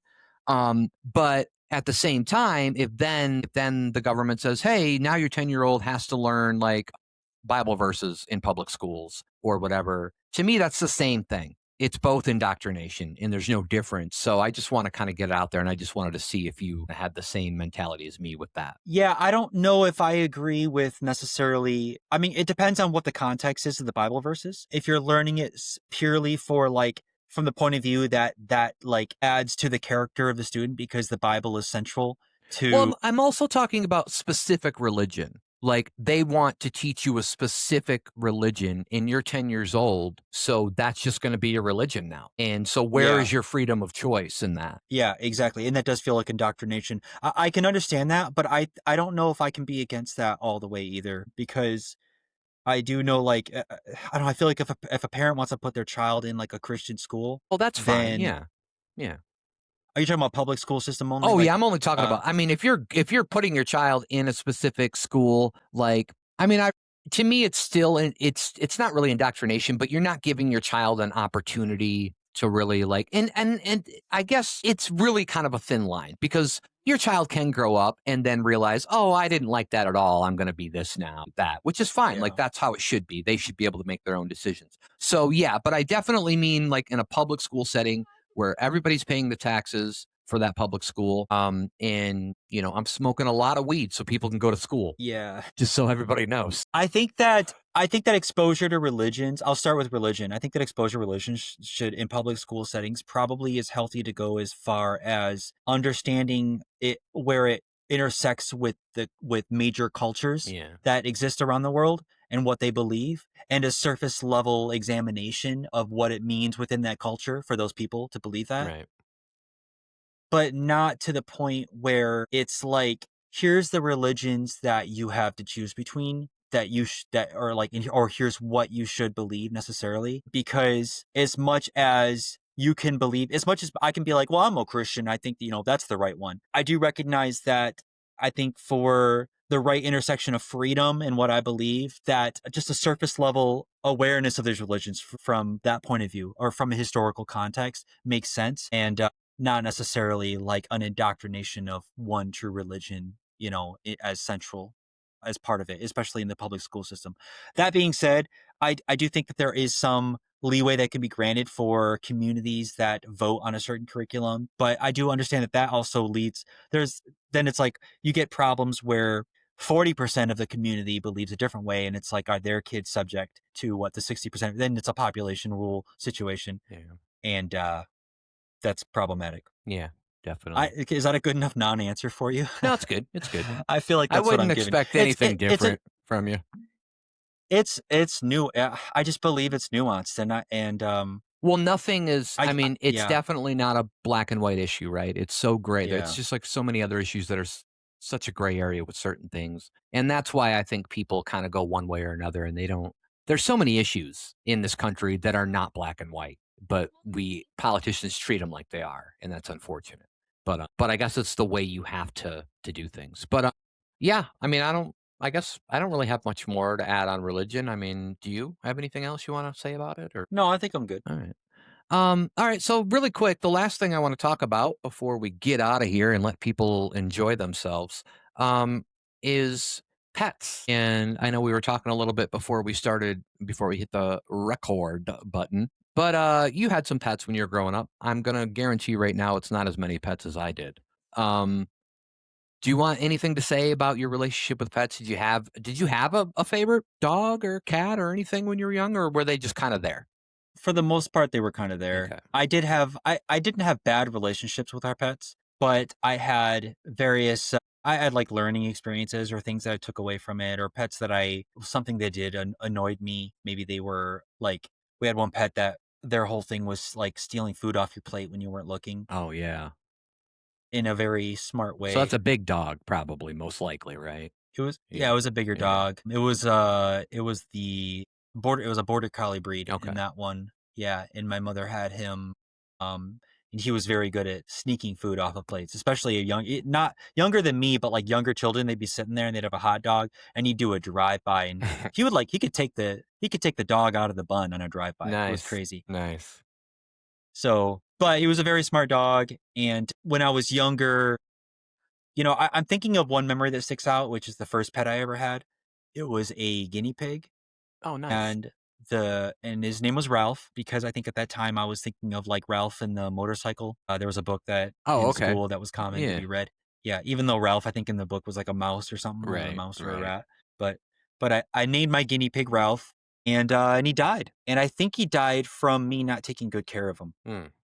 And I remember after that That was actually a big moment for me in pet ownership. I haven't personally, I've been around tons of animals and I have, lived in houses with pets, but I haven't personally owned a pet after Ralph when I was a little child because it scared me straight to think like I shouldn't have an animal until I'm fully ready and like capable, like mentally, financially, or whatever in my life to take care of what this animal is gonna need. So that was like my big lesson when I had Ralph because he died, and I was like, "Well, this is really sad. Like he died, and it's my fault." Hmm. And that was a big deal to me. Yeah, and I think you told me I mean, I don't think they're like yours personally, but you have cats now in the house? Yeah, there's 3 cats running around the Are house. like there specifically to anybody, or are they just kind of like community cats? Yeah, there's specific. Okay. There's 2 that are actually there's a total of 5 cats, but the 2 of them are strays and they're outside, Okay. and they showed up one day and now they like the way that it feels to be under the porch. Yeah. And then people in the house kind of have gotten used to like buying an extra can of cat food and setting it on the porch every now and then, Yeah. keep them to, just to be nice and keep them alive. But they're fine. They keep the mice away, I guess. But yeah, there's 3 cats in the house. One of them belongs to one person, and then 2 of the cats belong to somebody else, a couple. So Gotcha. Yeah. yeah, I I remember a dog when I was younger. His name was Wrangler. He was an Australian cattle dog, and he was great. Like I used to have like a fort out in the woods that I'd meet my friend in, and he'd always like come out there with us. And he was just a really cool dog. And he was like probably one of the first dogs that I really like got like attached to. And then I had my mom worked at I don't even know if I should be saying this, but she's not with us anymore, and these other people probably aren't ever going to listen to the podcast. So she used to work at a couple of different vet places, and there would be people that would come in with very obnoxious and stupid reasons for putting down their dogs. And my mom said the way that it worked is they'd come in the morning and say, "Oh, this dog," it'd be like a 1 year old dog or something. They'd be like, "Oh, it's too playful," or "To this or to that, I need to put it down." And then they didn't the vet didn't put those animals down until the end of the day. So they'd be in cages to the end of the day. And my mom would walk past them and walk past them. Well, we got quite a bit of those animals. She would just bring them home. And one of them ended up becoming my dog, Coco. And she was a Yorkshire Terrier slash Shih Tzu. So she was my little York shit. And she was a really cool dog.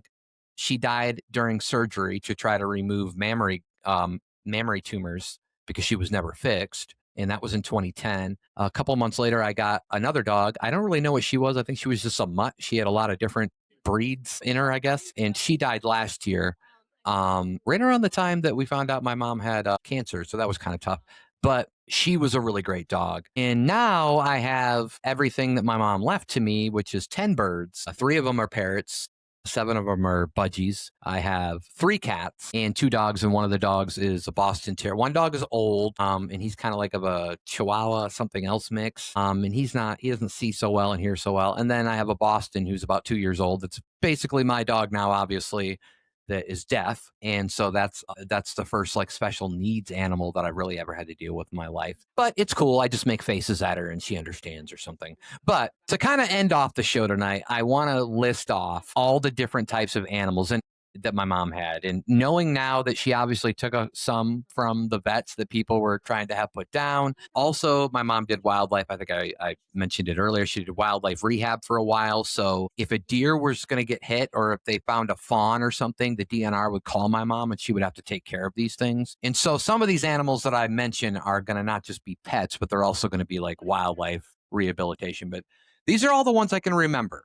And I tried to get with my stepdad to try to remember all these. And I still think that even after I list all these, there's going to be more that we had than just this. So, with all of that big buildup, let me tell you all the pets that I had when I was younger. All right. We had wolves, deer, squirrels, goats, sheep, llamas, horses, donkeys, foxes, pigs, dogs, chickens, parrots, budgies, finches, ducks, geese, cats, ferrets, gerbils, hamsters, guinea pigs, hedgehogs, chinchillas, bunnies, rats, sugar gliders, lizards, snakes, fish, frogs, turtles, raccoons, a skunk that was descented, and a tarantula. And those were all of the animals that I grew up with. And that's a cool in that kind of list. I'm an animal guy, and if people can't guess why, they should be able to know why now, because my mom was just loved animals. But so I just thought that was fun. It took me a long time to make that list because I really had to think about it. Was, it's been so long, and I was like, oh God, what animals did we actually have? And I know I missed some. I'm sure we had different ones. But I guess for the ultimate cognitive test, I want to know if you can list every animal I just listed. No, I'm just joking. Can you Yeah, list sure. five? Wolves. Five? Just list five. Huh? Wolves, deer. I mean, two should be easy if you want to go Yeah. the normal route and say dogs and cats. Yeah, wolves, deer, dogs, and cats. I want to. You didn't just say birds; it was bird breeds. You probably said parakeet or something. Was that on their list? Yeah, well, that's what a budgie is a Making parakeet. Yeah, so I said budgies. Oh, but okay, yeah. all right. Yeah, that was five. Tarantula Yeah. was the last one. Did the descented skunk was stuck out in my mind. I wanted to actually ask you about that. Yeah. If the skunk ever tried to spray, like if you saw the motion of it wanting to spray. I don't remember a lot about it. I had to actually confer with my stepfather on this because I know my mom always, like later on in life, she would always talk about how skunks, like you can get them descented, but it never really, I mean, it got rid of the smell most of the part, but they still had that smell. And so Yeah. I asked him, I was like, I remember her talking about that. Like, did we have a skunk at one time? And he's like, yes, we did have a descented skunk. I don't know the answer to that question. I think I was quite young when this happened, but I know she never wanted one again afterwards. And I also know that ferrets, they kind of stink too. Even though I loved our ferrets, ferrets were great. And then I also wanted to say maybe at one time we had an opossum, but I do have a lot of them that come to my house now. They go eat under the bird feeder, and then sometimes I throw them like, I don't know, mini wheats or something out there to eat. But yeah, I feel like you didn't list a lot of like reptiles. No, I only said lizards, and I mean we had some frogs and turtles. I'm not 100% on what's a reptile and what's an amphibian, so I'm not gonna say. But we had a few different kind of lizards. I know that we had the typical iguana. I know at one point she had a bearded dragon, and then with snakes she had a ball python, and then I wouldn't even be. I know she had quite a different, and so a lot of those I could, if I were to break down each like individual fish she had, and it was a lot. It would have been a lot, and I would have been like, and I wouldn't even have been able to. But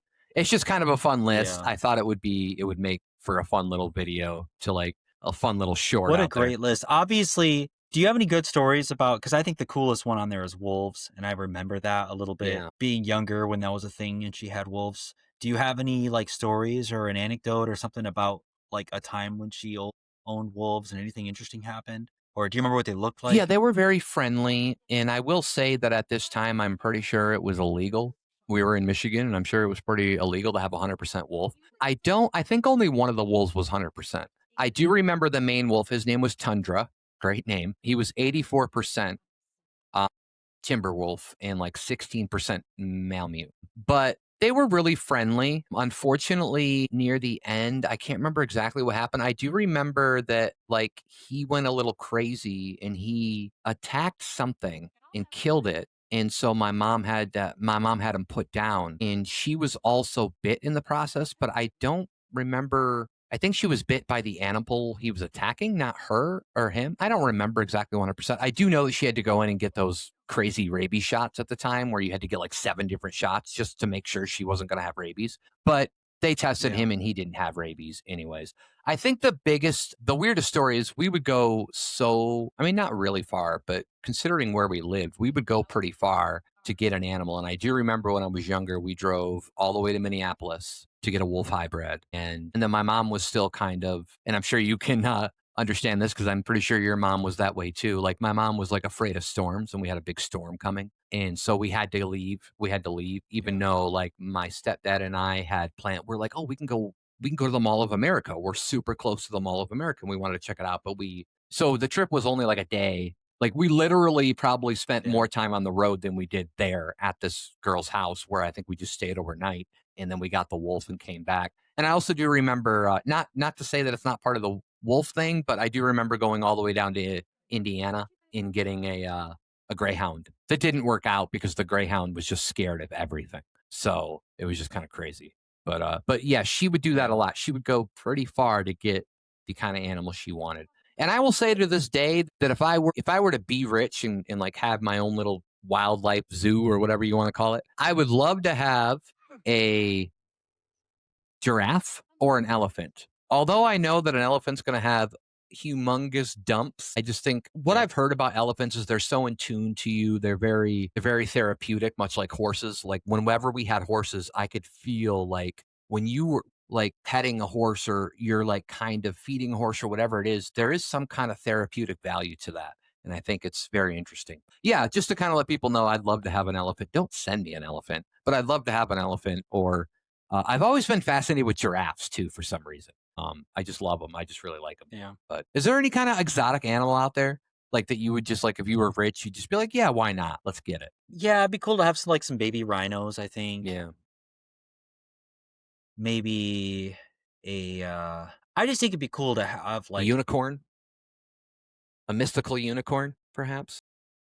yeah, sure, that'd be fine. Yeah, that'd be good. I was gonna say beaver. Like, I'd like to have, like, a clan of beavers that Mm. are all, like, I'm really friendly with, that and I had, like, a river that ran through, like, a big piece of property, and that I could, like, Have them I don't know, dam up. watch them, like, have them dam up. Yeah, exactly. I'd be like, "Look at that beaver dam over Look at there." that beaver dam over there.